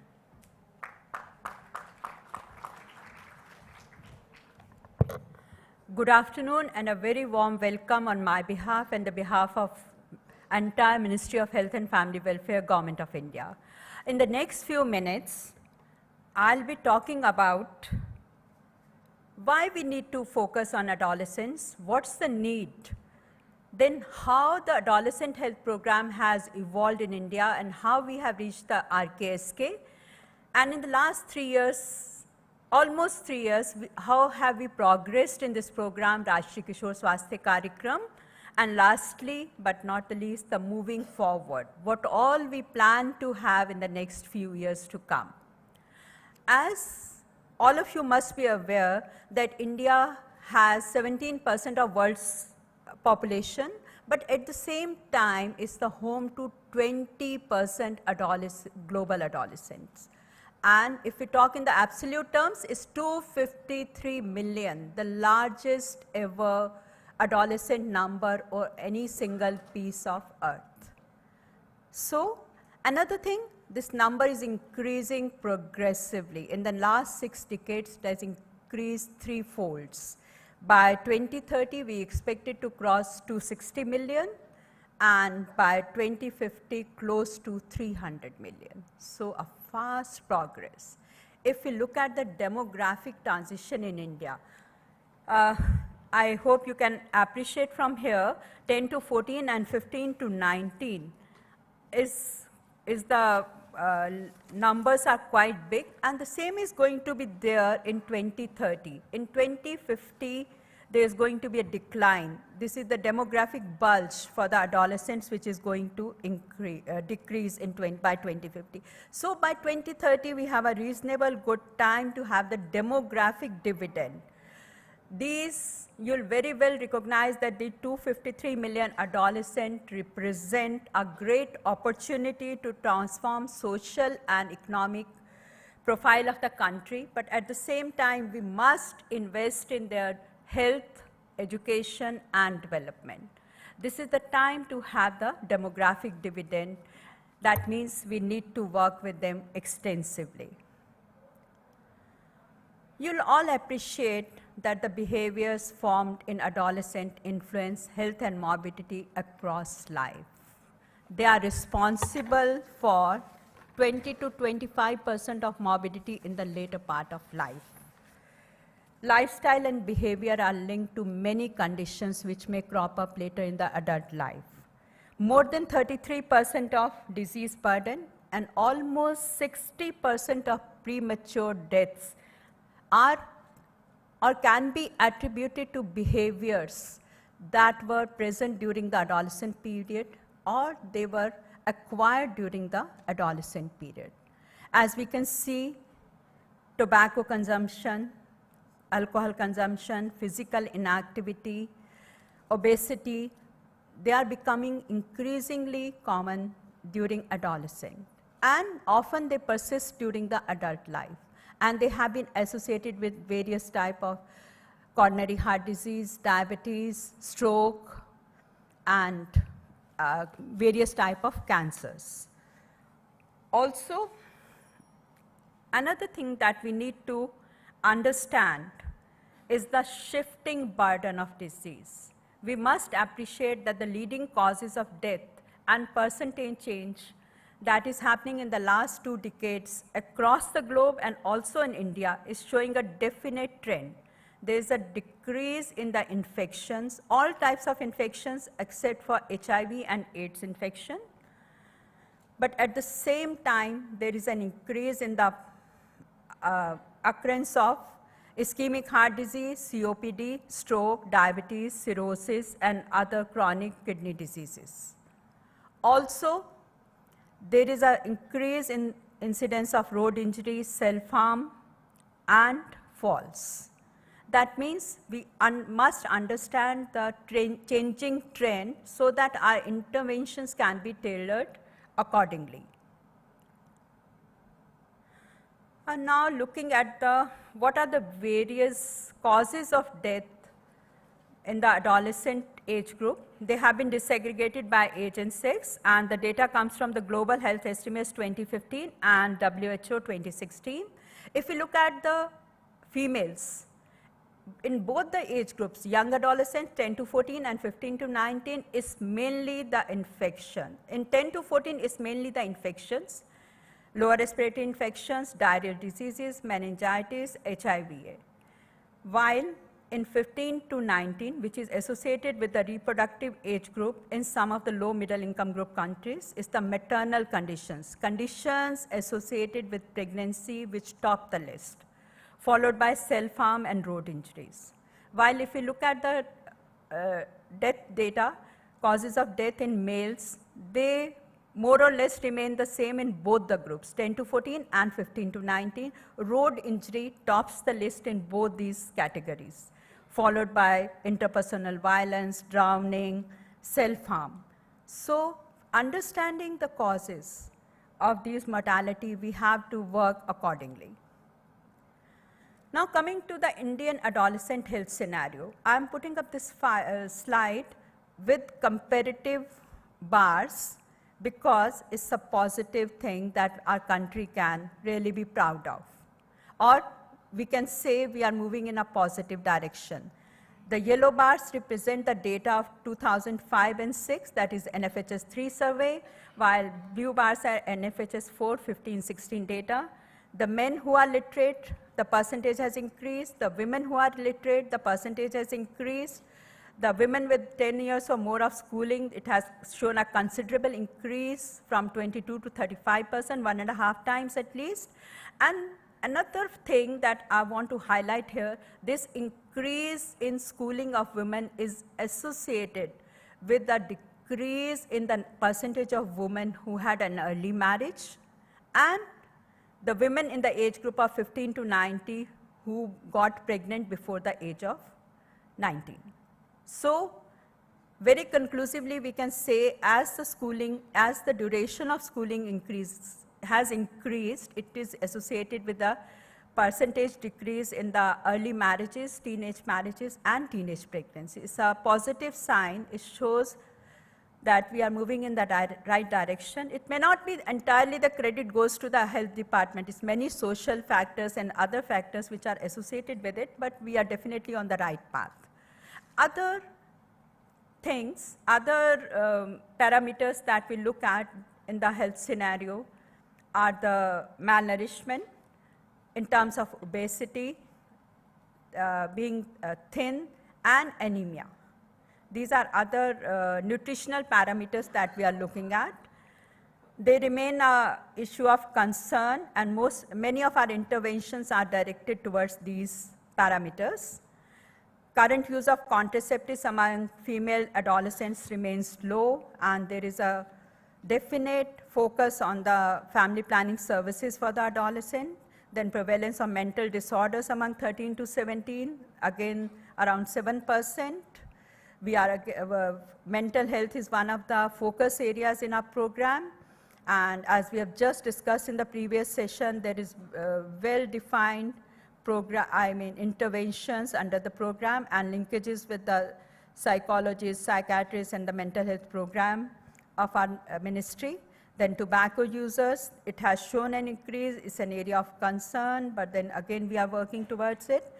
Then women facing spousal violence, we must have life skill education directed towards it. And last but not the least, use of hygienic methods of protection during menstrual period. Use of sanitary napkins or any other hygienic method.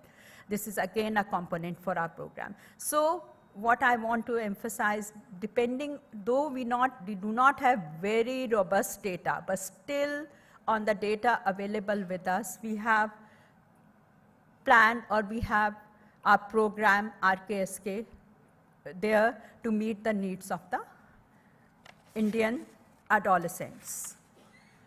Now coming to the scenario at the adolescent health scenario at the global level. If we say the MDGs were a success, it had many successes. Reduction in child mortality, reduction in maternal mortality, increasing primary school education, but it did not greatly focus on adolescents. It missed out an important group, the adolescent. It neglected, I can say.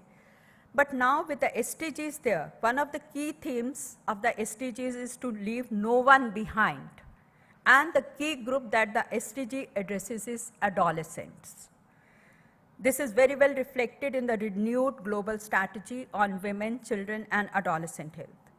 The strong focus on adolescents is reflected in the title and the content of the statement from former United Nations Secretary General Ban Ki-moon. The updated global strategy includes adolescents because they are central to everything we want to achieve and to the overall success of 2030 agenda. If we look at the 17 goals, Goal 3 and 5 are directly related to the adolescent.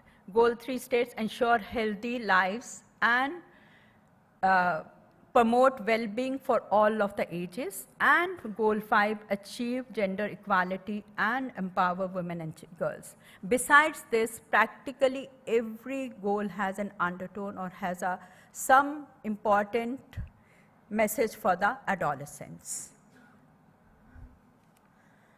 So we can say adolescents are the greatest resource for a society to thrive. WHO very well said, investment in adolescent can bring a triple benefit in the form of healthy adolescents now, healthy adults in the future and healthy future generations.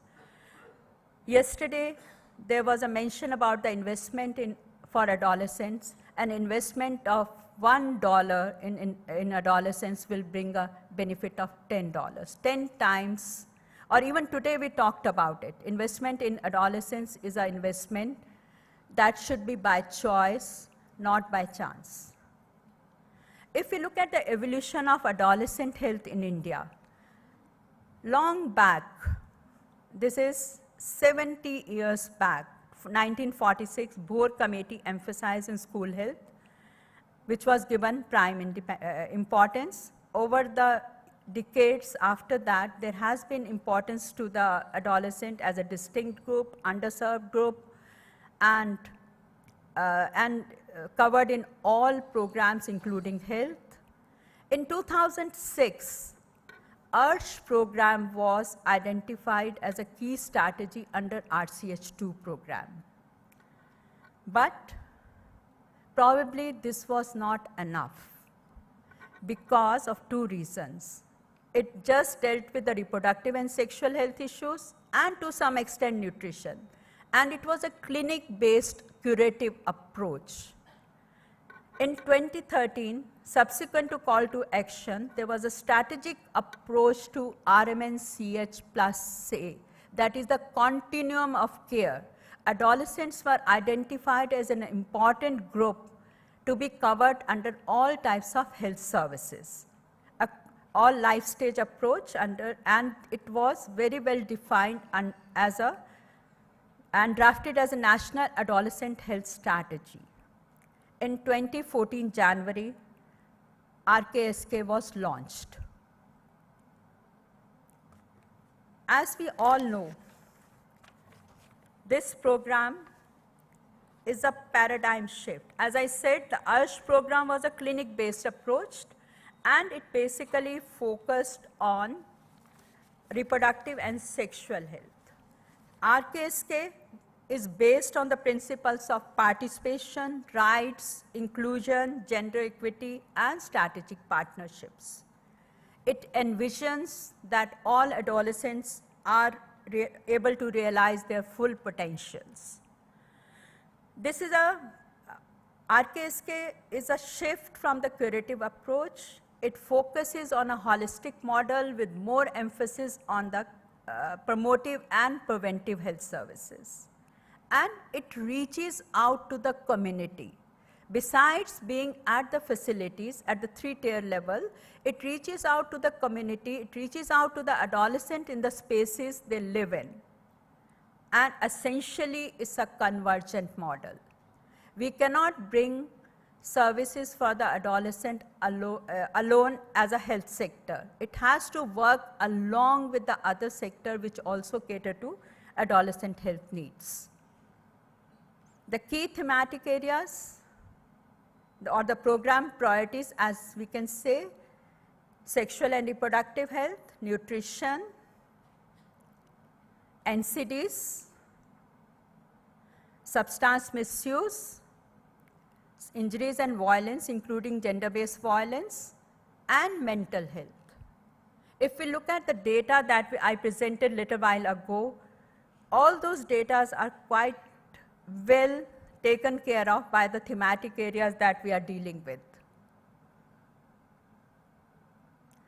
What are the interventions that we have under the RKSK? As I said, we have moved out of the clinics, we have moved to the adolescents in their own spaces. If you have looked at the green block on the left side here, is the community-based approach. We have the peer educators, we have the adolescent health day, weekly folic acid supplementation program, and the menstrual hygiene scheme.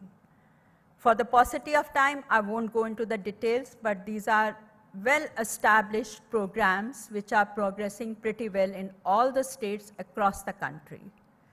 Then adolescent-friendly health clinics, strengthened clinical services on the right side, on the left, on your left side top, adolescent-friendly health clinics established at all health facilities with walk-in clinics at the sub-centers.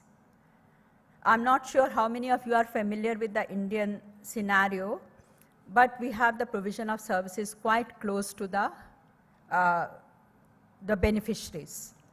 Then communication remains an important component of our interventions. What to say and how to say, this is very important.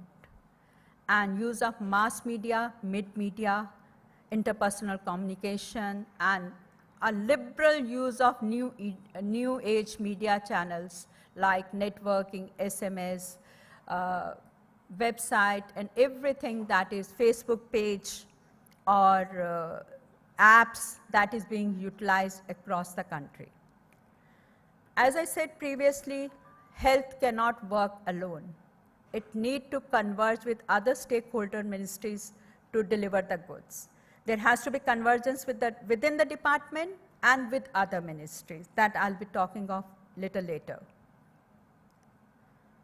Another important slide, that implementational framework, how will it work? The 7 critical components, 7 C's. First C is coverage. It will reach out to all boys and girls, younger adolescents, older adolescents, married, unmarried, rural, urban, in school, out of school, with special focus on underserved and underprivileged. The contents of the program will cover all the 6 thematic areas, reaching out to the communities, reaching out to the institutions where the adolescents gather. Then clinics, we have the presence of clinic at all levels of service delivery with a dedicated counselor at the higher levels of service delivery. Communication, 360-degree approach. Social behavior change communication is very important, using both traditional and new methods.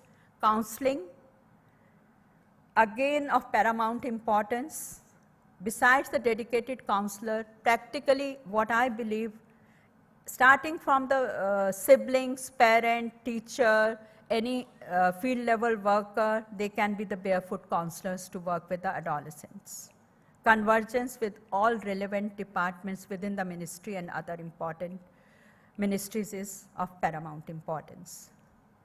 So how are we proceeding? What are our approach?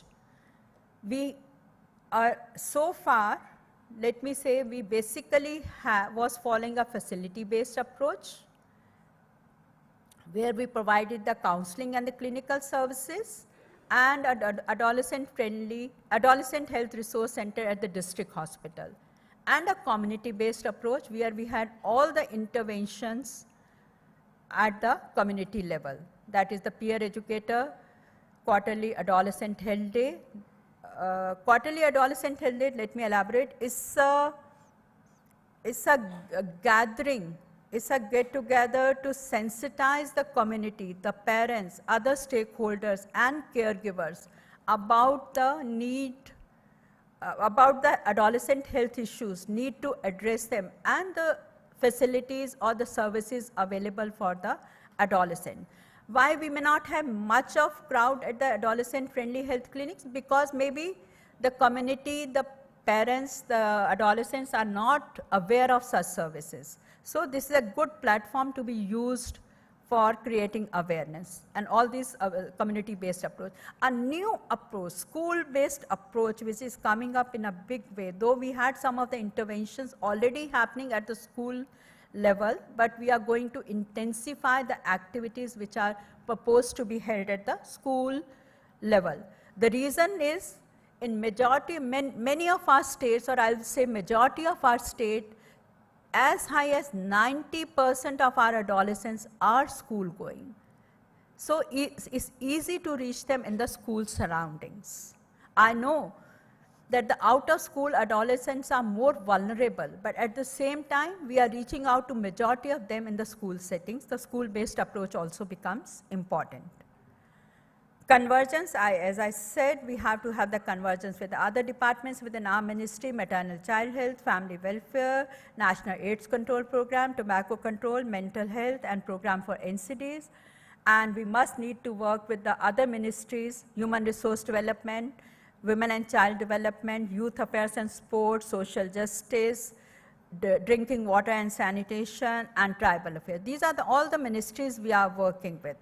And we also partner with the civil society, institution, private sectors, and not to forget the development partners, which are always a constant support in all the endeavors that we undertake.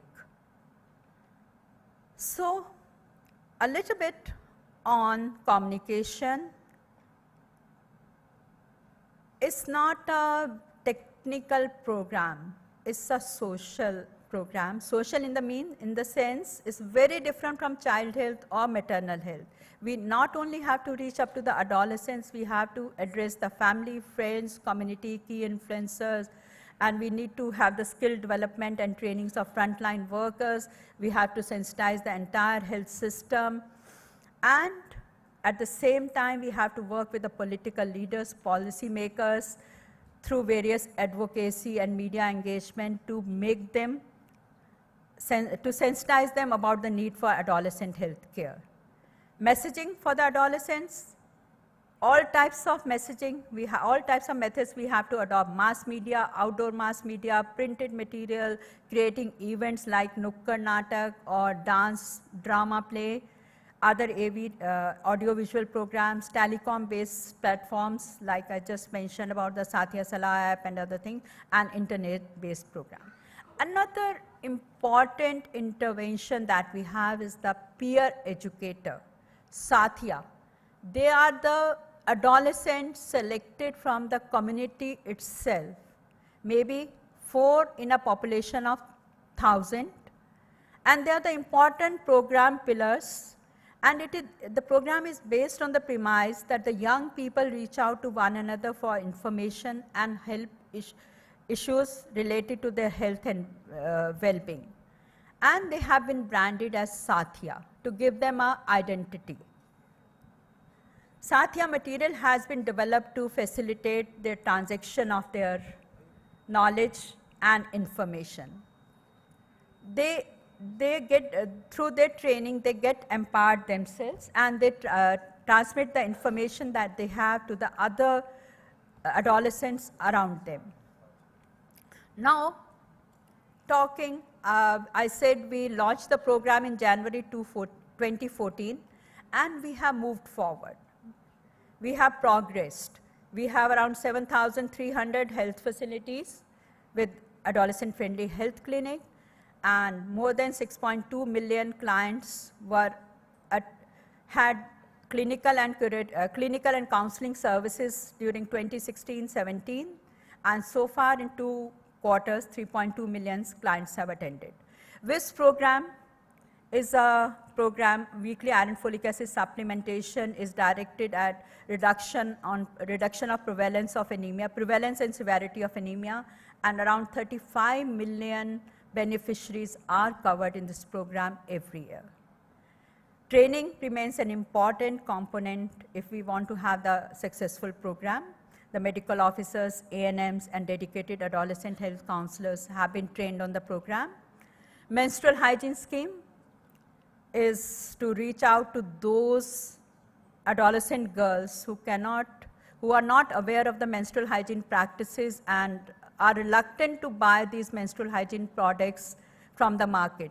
They are provided products at a subsidized rates.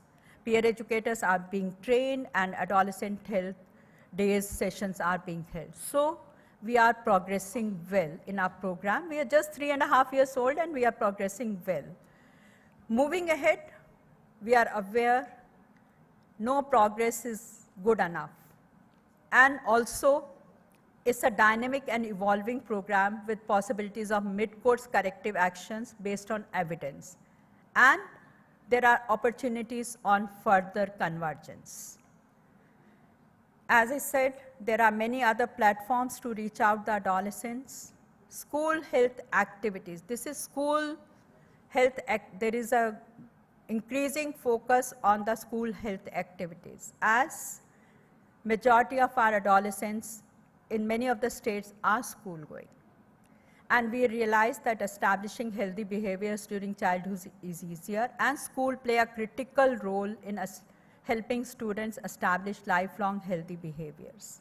So intensification of school health activities is proposed under National Health Mission in close collaboration with Department of School Education and Literacy and Ministry of Human Resources.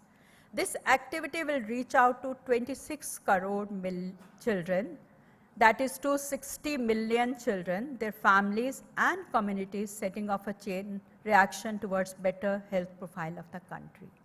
Once we talk to these adolescents, once we reach out to these adolescents, maybe the same message get conveyed to their families as well. So what all we propose in the intensified school health promotion, age-appropriate incremental activity-based promotion of healthy behaviors towards prevention of various diseases delivered through school teachers and health ambassadors trained in each school.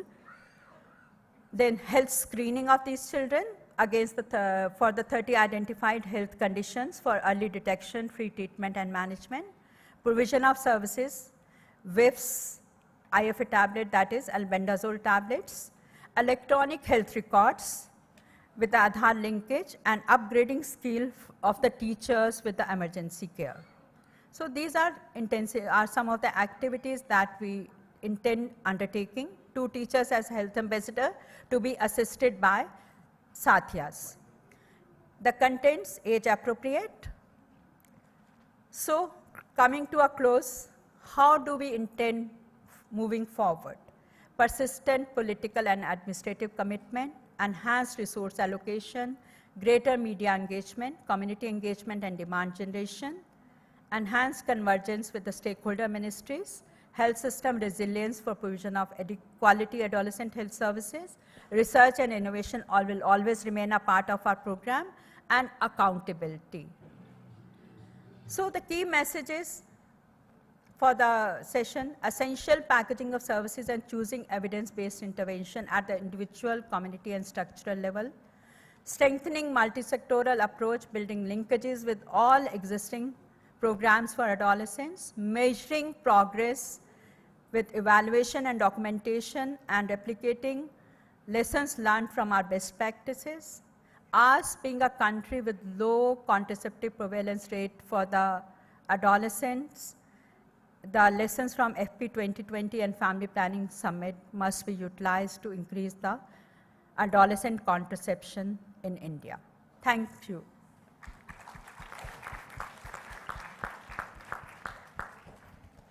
Thank you very much, Dr. Sushma Dureja, for comprehensively covering all the elements of the RKSK program.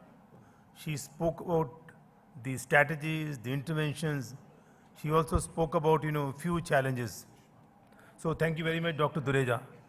Now, before we start the next, the component of this session, I would like to introduce the chairperson, Madam Vandana Gurnani, who is the Joint Secretary, and she is in charge of the RMNCHA Plus program, and A implies adolescent component as well, and she is handling a program which is roughly around $1,000 million US.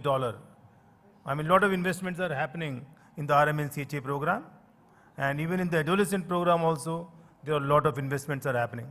So now what we do is, madam, we have prepared one advocacy toolkit, because one of the weakest link to my understanding in the adolescent health program is that there is a lack of advocacy, adequate advocacy in the program. And recently at the global level, the global advocacy tool for adolescent was launched. And we are lucky that we have with us the representative from the YP Foundation, who has been able to do adaptation of that global adolescent advocacy tool into a India adolescent advocacy tool. And I'll request the representative from the YP Foundation to come forward. And I'll request the Madam Chairperson and the Co-Chairperson, Ms. Chandramoli and Mr. Venkatesh, to please release these booklets. Please come.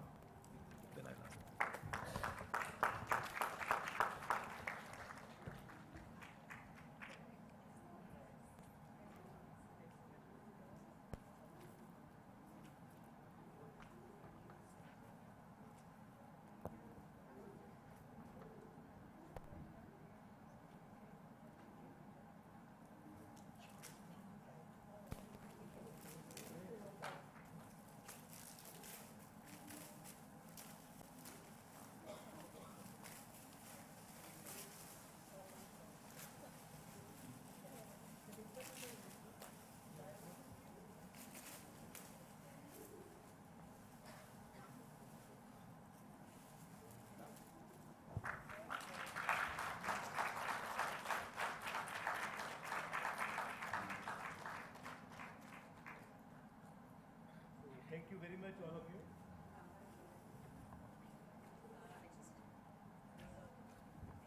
No, so thank you very much for launching this India Tool Advocacy Toolkit for Adolescents. I'll request the YP representative to tell us in short, what is there in this toolkit. Please. Thank you, sir. So the YP Foundation is a youth-led and run organization that is based in New Delhi and runs in 4 states. We are proud to be launching the toolkit with the Ministry of Health and Family Welfare, PMNCH, and Women Deliver. The toolkit builds the capacities of adolescents and young people to be champions and strong advocates for adolescent health and well-being. In doing so, this resonates with a lot of the conversations that we have been having over the last day, and hopefully the conversation that we will have over the days to come, that adolescents must meaningfully engage in adolescent health programming. Whether you're a youth delegate here today or not, please use this toolkit and bring your experiences and outcomes to all of us. The ministry has guided us through the process of developing this toolkit and is equally engaged in ensuring that young people are front and center of this conversation. The YP Foundation has concrete plans to implement this toolkit at the national and state level, along with its vast network of youth organizations and adolescent health organizations. We will engage with our government and our ministries and take helpful inputs from them and influence the field of adolescent health together. A note of thanks to all those who have worked very hard to make this launch happen, colleagues from PMNCH, Women Deliver, and the YP Foundation. Our immense gratitude to our mentors and colleagues at the ministry. Without your inputs and support, we wouldn't have been able to continue this work. We hope you enjoy the conference and challenge yourself and others and build long-lasting alliances. Look out for the youth engagement track and engage with the young colleagues and companions who are your companions on this journey to guarantee adolescent health and well-being. Thank you. So thank you very much, Esther. Thank you very much for telling us what is there in the toolkit. Now, the next part of the session, I told you that we have the field experience. Dr. Dureja spoke about what is there in the program, but we also have the experience of implementing RKSK program, and we are lucky that we have state representatives. Now I'll call upon the state representative from the state of Uttarakhand to start with. Uttarakhand has been doing wonderful work in the area of adolescent health. They have a lot of new innovations in the learning. I'll request the representative from Uttarakhand to please come forward.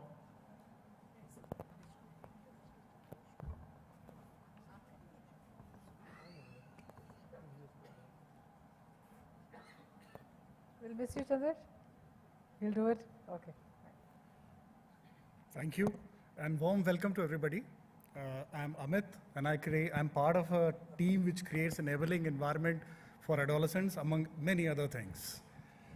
First of all, about RKSK in Uttarakhand, that we really believe that convergence is the key, which we'll see in forthcoming slides. First of all, a very quick snapshot about, before that, thanks to Shushma ma'am, because she has given us such a wonderful, elaborate program review of RKSK, so that eases my thing. I don't have to cover so many things, but that creates a panic in me also, that how I'm going to hold your interest. And you thought that government officials don't worry about interest. So first of all, about Uttarakhand. Uttarakhand, for an international perspective, it's there in the eastern part of India. The total area of Uttarakhand is 53,000 square kilometers. The population density average is 189 per square kilometer, which varies from 250 in Haridwar to almost 10 or 5 in Pithoragarh. So that is the diversity which we are acting in. The adolescent, as it is congruent with the international and national norms, it's 32% of our population. So RKSK program, for administrative purposes, Uttarakhand is divided into the Kumaon and Garhwal divisions, where commissioner said, but for us, it is RKSK districts or non-RKSK districts. So the RKSK districts, which are shown by green, are the majority of population is there because they are plain districts, and 72% population of adolescents live in these districts. So of that 72% population, we are actually catering to like almost 65% of the population in schools, in communities, and in facility-based services. A very brief interlude about our strategic adolescent health focus in Uttarakhand. The majority of adolescents who, these are two separate data sets.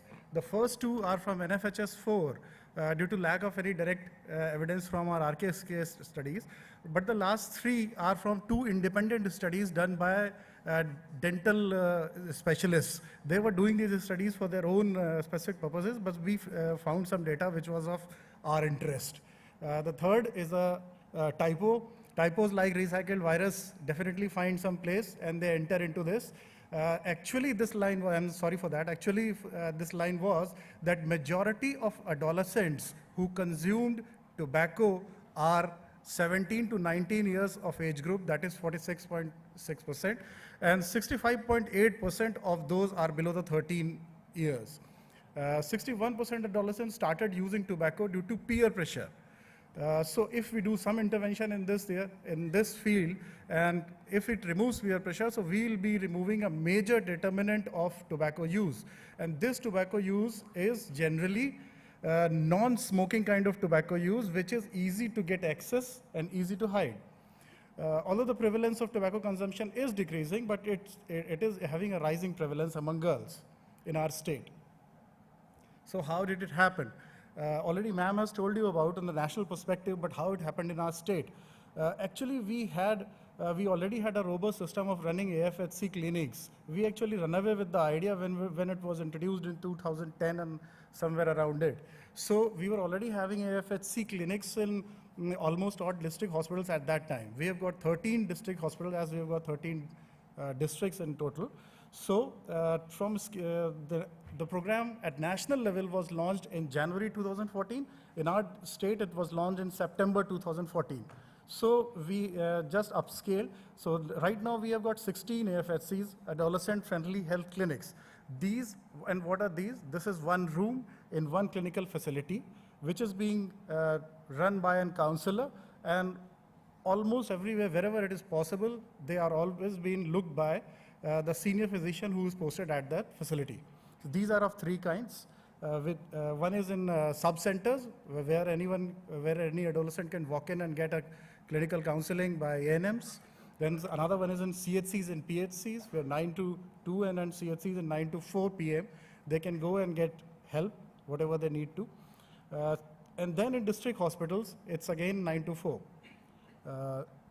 The next intervention was that we trained 8,800, almost 9,000 peer educators. In 2014, we already had trained 4,000 of the peer educators, so that made our work easier in the next year. So now we have done this kind of work. Over 10,000 other work, in totality, over 10,000 workforce has been trained, and these people will be our change ambassadors in the future. There is a convergence program with RBSK and other programs also, because we singularly believe that we should not work in silos. In some districts, the district CMOs has been so enthusiastic that they have been sending their RKSK counselors with RBSK teams. Those of you who you are familiar with Rashtriya Bal Swasthya Karyakram in this, in our state, we have got 148 teams which start daily from their daily working points and go to the villages as per their action plan in villages, schools and nearby Anganwadi centers, where they assess the health situation of children. So the RKSK guys are going with them. They are using their support system, their vehicles and all, and they are going into the community also. Similarly, what we did was that when these AFHC counselors were recruited, instead of making them sit in AFHC clinic, because the footfall in AFHC clinics initially was very small, so they were asked to go voluntarily into the field, into the school with these RBSK teams and generate a demand kind of thing. Because we have given inputs for the supply side and demand was lesser in the initial phases, which we now see it has risen, and we have raised our bar, we have raised our targets for the forthcoming years. There is we have bought some 61 mini projectors and distributed among these peer educators so that they can have a uniformity of message in content and dissemination mode. There is one 24/7 helpline. Earlier number, that number still exists. It was a 10-digit toll-free number, 12-digit toll-free number. Now it has been integrated with 24/7 helplines, and we are getting, I've been told, which is yet to be validated, that we are getting almost 6,000 calls per month. And the most common question, the questionnaire which starts from an adolescent is, I have got pimples. It has become so common that we now know that story is going to unfold into itself, that we are tempted to ask, okay, you call that pimples. This is impact. A disclaimer, as Sushma ma'am has already said, that we have achieved some depreciation, some decrease in these indicators, but the contribution of RKSK can directly not be measured. It is yet to be validated because it is multi-sectorial, multidisciplinary approach, but this is so far this data which is with us. Adolescent footfall at earlier which I was talking about, that adolescent footfall at AFHCs has increased, and we have already crossed our last year's target, so we have increased our target. And we will definitely go beyond this target, though it is a target-free approach kind of thing, but still, to keep us on track, when we are busy with so many things, targets do help. And how did this happen? This is just a numerical interpretation of which I was saying earlier, that these counselors were sent into the field to create an awareness. These counselors went into the field, and then they contacted 1 lakh in the first year, then 2,14,000 in the second year. But now that will decrease because since the footfall is increasing in AFHCs, the 5 days they are going to sit in their AFHCs, only 1 day they are going into the field now. As we all know that picture speaks more than 1,000 words, and I've already, I think, exhausted my 10,000 words, so this is a little pictorial tool, sir. These are peer educators. This is a counselor. He has been given a specific dress code. He is wearing his gown with an embossed monogram of RKSK, and they are talking to the kids in school. This is a typical AFHC clinic, which is here. We have also added these services like blood group testing, because youth are very interested to know what their blood group is, and we are keeping it separately. We may need it in disasters and all other blood donation programs, but in those only who are above 18 years. These are adolescent-friendly health clinics in which the peer educators gather like we are gathering in this room. They gather and share their problem, their concerns, their understanding, their misunderstandings. This is through which ma'am was talking about, that this is just an example of that. And this, I have a very funny story just in few seconds, that when I was not looking after this program, I was earlier holding some other post. When I visited NHM one day, the program officer RKSK was doing something on his computer, and I needed to make an email. So I just asked his laptop. He just gave me his laptop, and I saw his Facebook page was open, and there were 3,800 friends. I just said very politely to him, you are working on government duty and you are doing this, 3,800. Mark Zuckerberg has so many friends. Then he told me, no sir, this is an RKSK page. These are our peer educators. They are constantly, and now that number has raised from 3,800 to 5,000. Similarly, a WhatsApp group is here. Thank you. Not to mention the least, our SRU partners, USAID, has got an SRU there. Earlier we had an NGO working with us. They all have been helpful to us and making this journey possible and enjoyable. Thank you.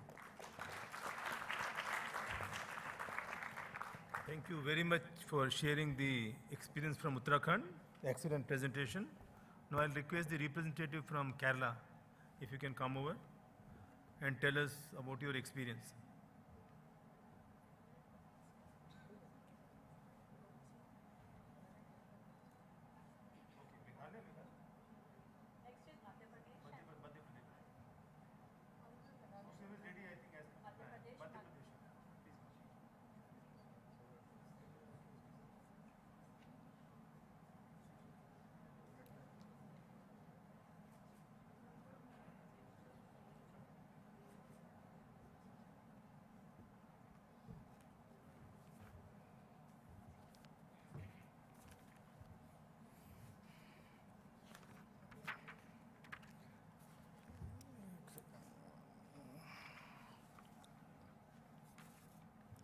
start my presentation and welcome to all. RKSK program launched in April 2014 in Madhya Pradesh, and the program is starting in 11th high priority district with high scheduled caste and scheduled tribe population and high TFR, IMR and MMR. State to opt for NGO lead to PPI mode with one NGO selected per district. NGO involved in training and mentoring of Sathiya. Peer educator is called as Sathiya and providing counselor at FHSC level. And counselors training by our departments and only deputed by NGOs. An integrated component, community-based and facility-based services, and facility-based services by a counselor and community-based services by Sathiya. There are stakeholders, parents and elders, counselor and Sathiya, adolescent and Asha. There are bottlenecks in our for implementation, lack of soft skills and need to its role and regular guidance not available, gathering large group for peers not easy. And adolescent health is still new topic. Lack of time and motivation to participate in activity resistant from parents and elders. Parents and elders, lack of understanding an adolescent issue, feel that peer activity into study work. Benefit to investing in adolescent health not pursued.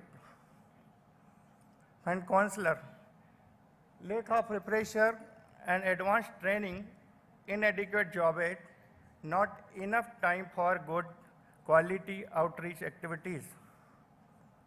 Asha, no specific incentive for additional tasks, refresher training not carried out, lack of skill to support Sathiya adequately.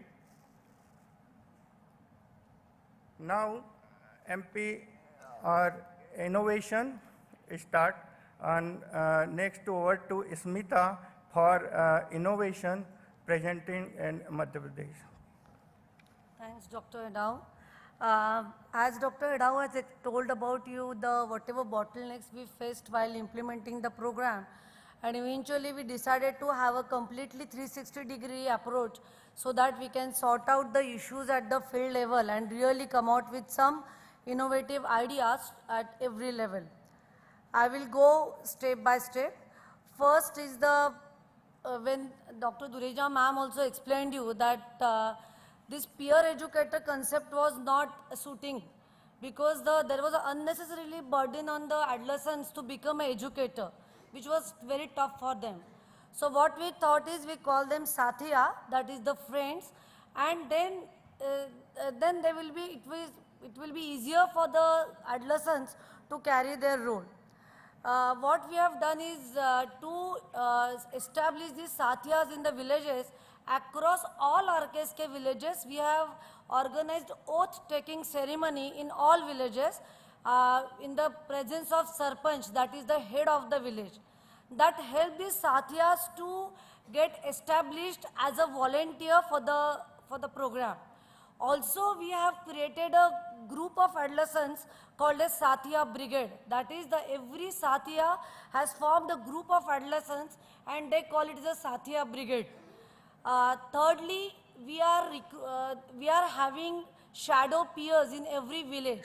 These are the adolescents which belong to the age group of 10 to 14, because what we feel is that once the adolescent becomes of 19 years of age, eventually he will move out of the program. And we cannot keep on recruiting and training and recruiting and training. It's a very fun, intensive activity. So what we are doing is we are identifying Sathiyas who are shadow peers, who are of 10 to 14 years of the age, those who are very having leadership qualities.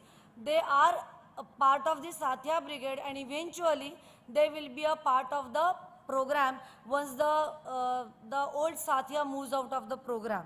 That will take care of the sustainability in the village level. Also, we have these HDs where whenever you go to the village and tell them that we are having a mela, so we called it Satya Rangmanch, just to make it more innovative and so that people are attracted to the idea. Satyas, as you know, they are all adolescents, they are not experts. So what we thought is we were having a very good helpline in the state, and then it is now that helpline is we have integrated into 104 and it's running very efficiently. Also, we have this Satya Salah app which runs online as well as offline, and it's like this app is downloaded at the free of cost and available at the Google Store. Sorry.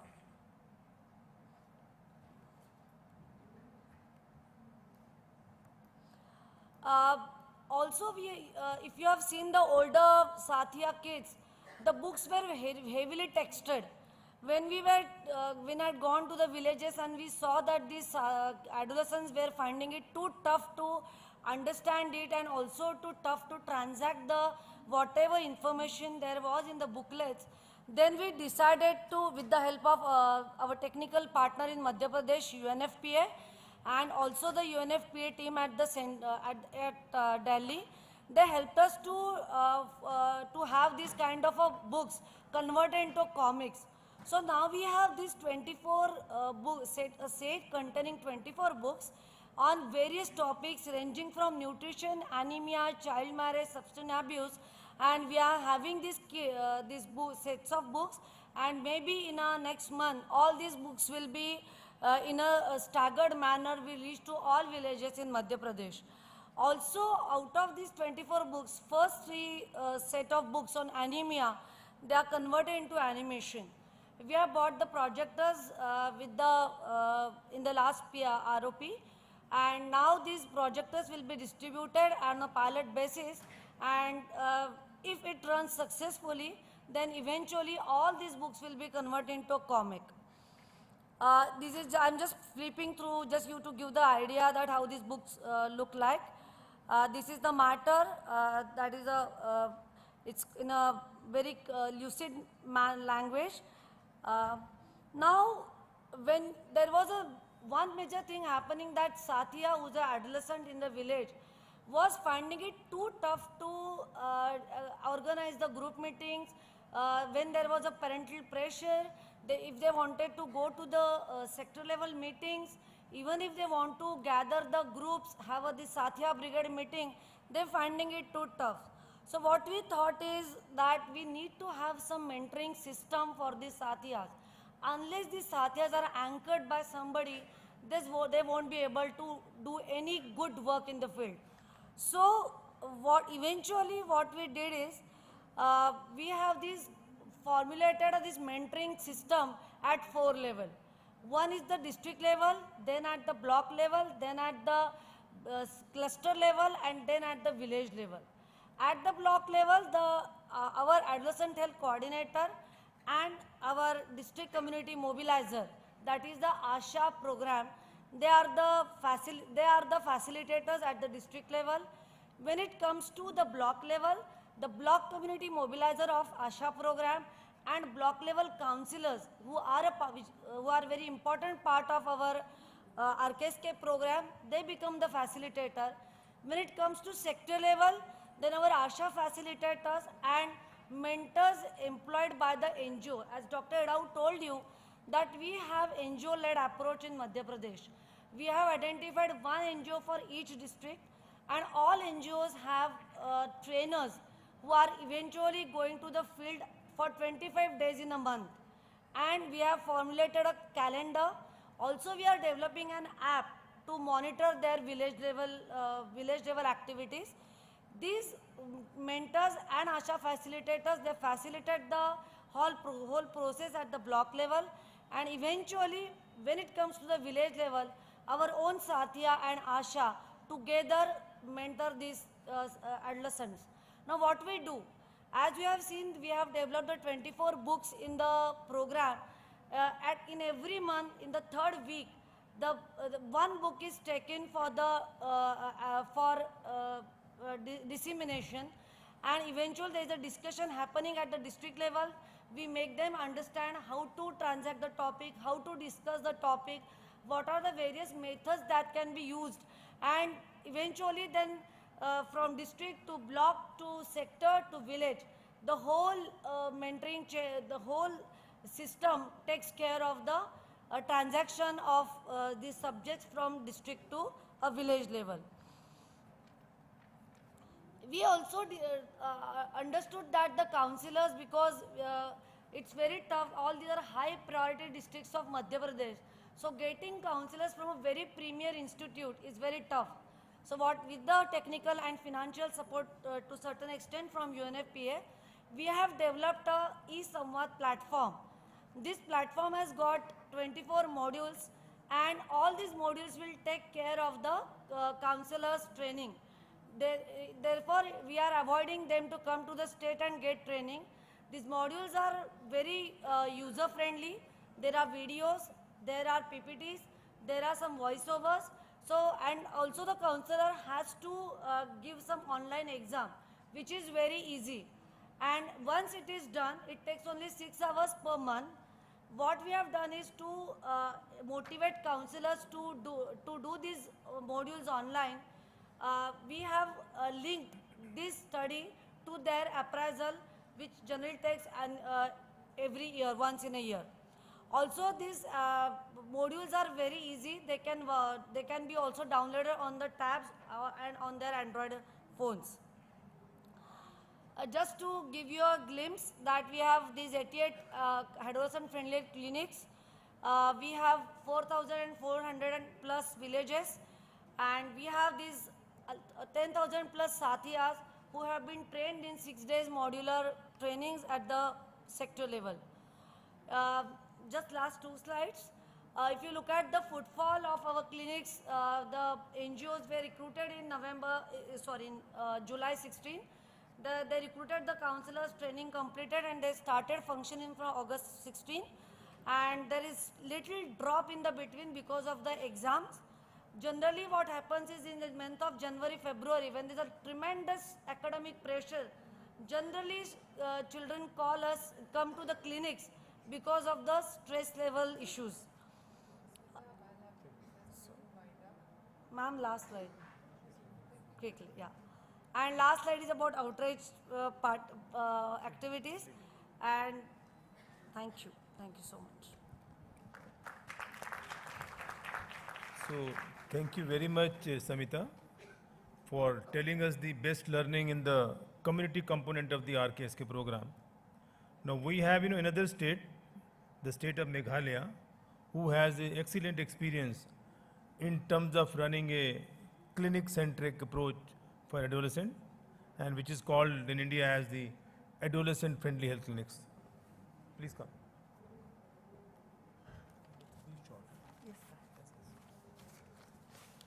A very good evening to all of you. I'm Dr. Joy Lungwa, the RKSK Nodal Officer for Meghalaya. And I consider it a matter of great privilege and honor to be able to present what the team in Meghalaya, RKSK team in Meghalaya, has been doing in the past couple of years. The team in Meghalaya comprises of medical officers, as the nurses, our ANMs, even our ASHAs. In fact, the whole health team are involved, and they have been oriented about RKSK.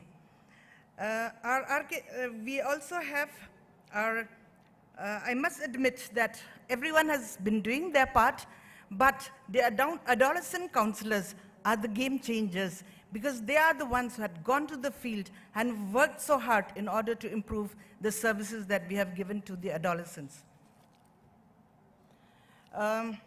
As we know, Meghalaya is one of the hill it is a hill state situated in the northeastern part of India, and we have a population of over 30 lakhs, but since we have a very, very high fertility rate in the past decades, so right now we have a huge adolescent population of more than 22%, I can say, but however, we consider this group of adolescent group as our asset, and we are committed to invest into the lives of these young adolescents and try to develop, to shape them, and to mold them into the potential and productive citizens of our state and our nation.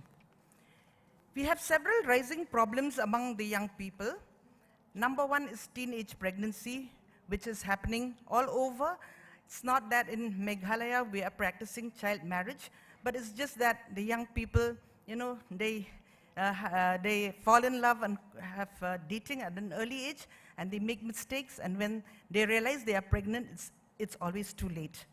Then substance abuse is a rising problem in Meghalaya, and it's always on the rise, and leading to vulnerability to reproductive tract infection and sexually transmitted infections. Now, coming to malnutrition, malnutrition is also a huge problem, and anemia is indeed a major concern. We are trying to work hard in order to improve our status through interventions like the supplementary feeding that has been given through ICDS centers.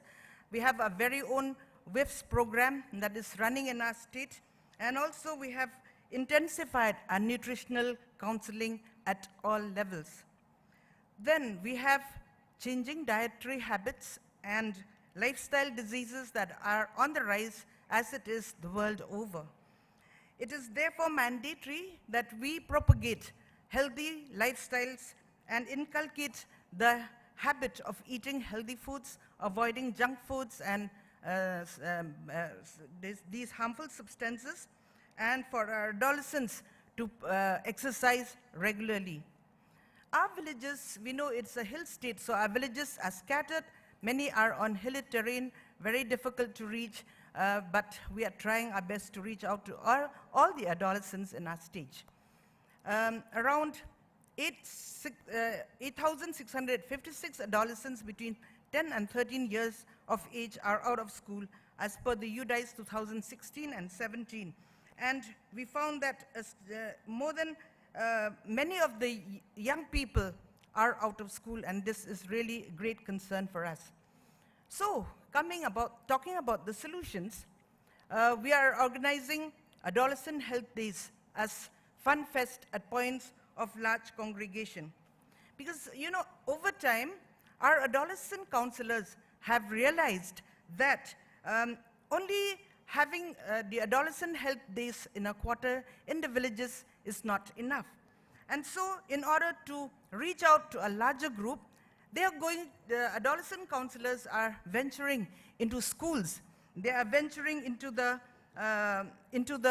churches. We have the young people group in the churches, and so our adolescent counselors are going there.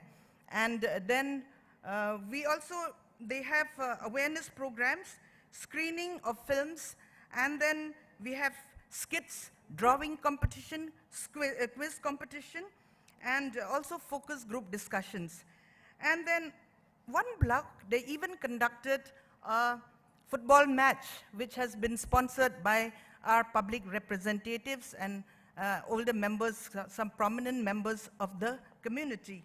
And we are also planning having brand ambassadors for this program coming from those who have excelled in the field of sports or music and others.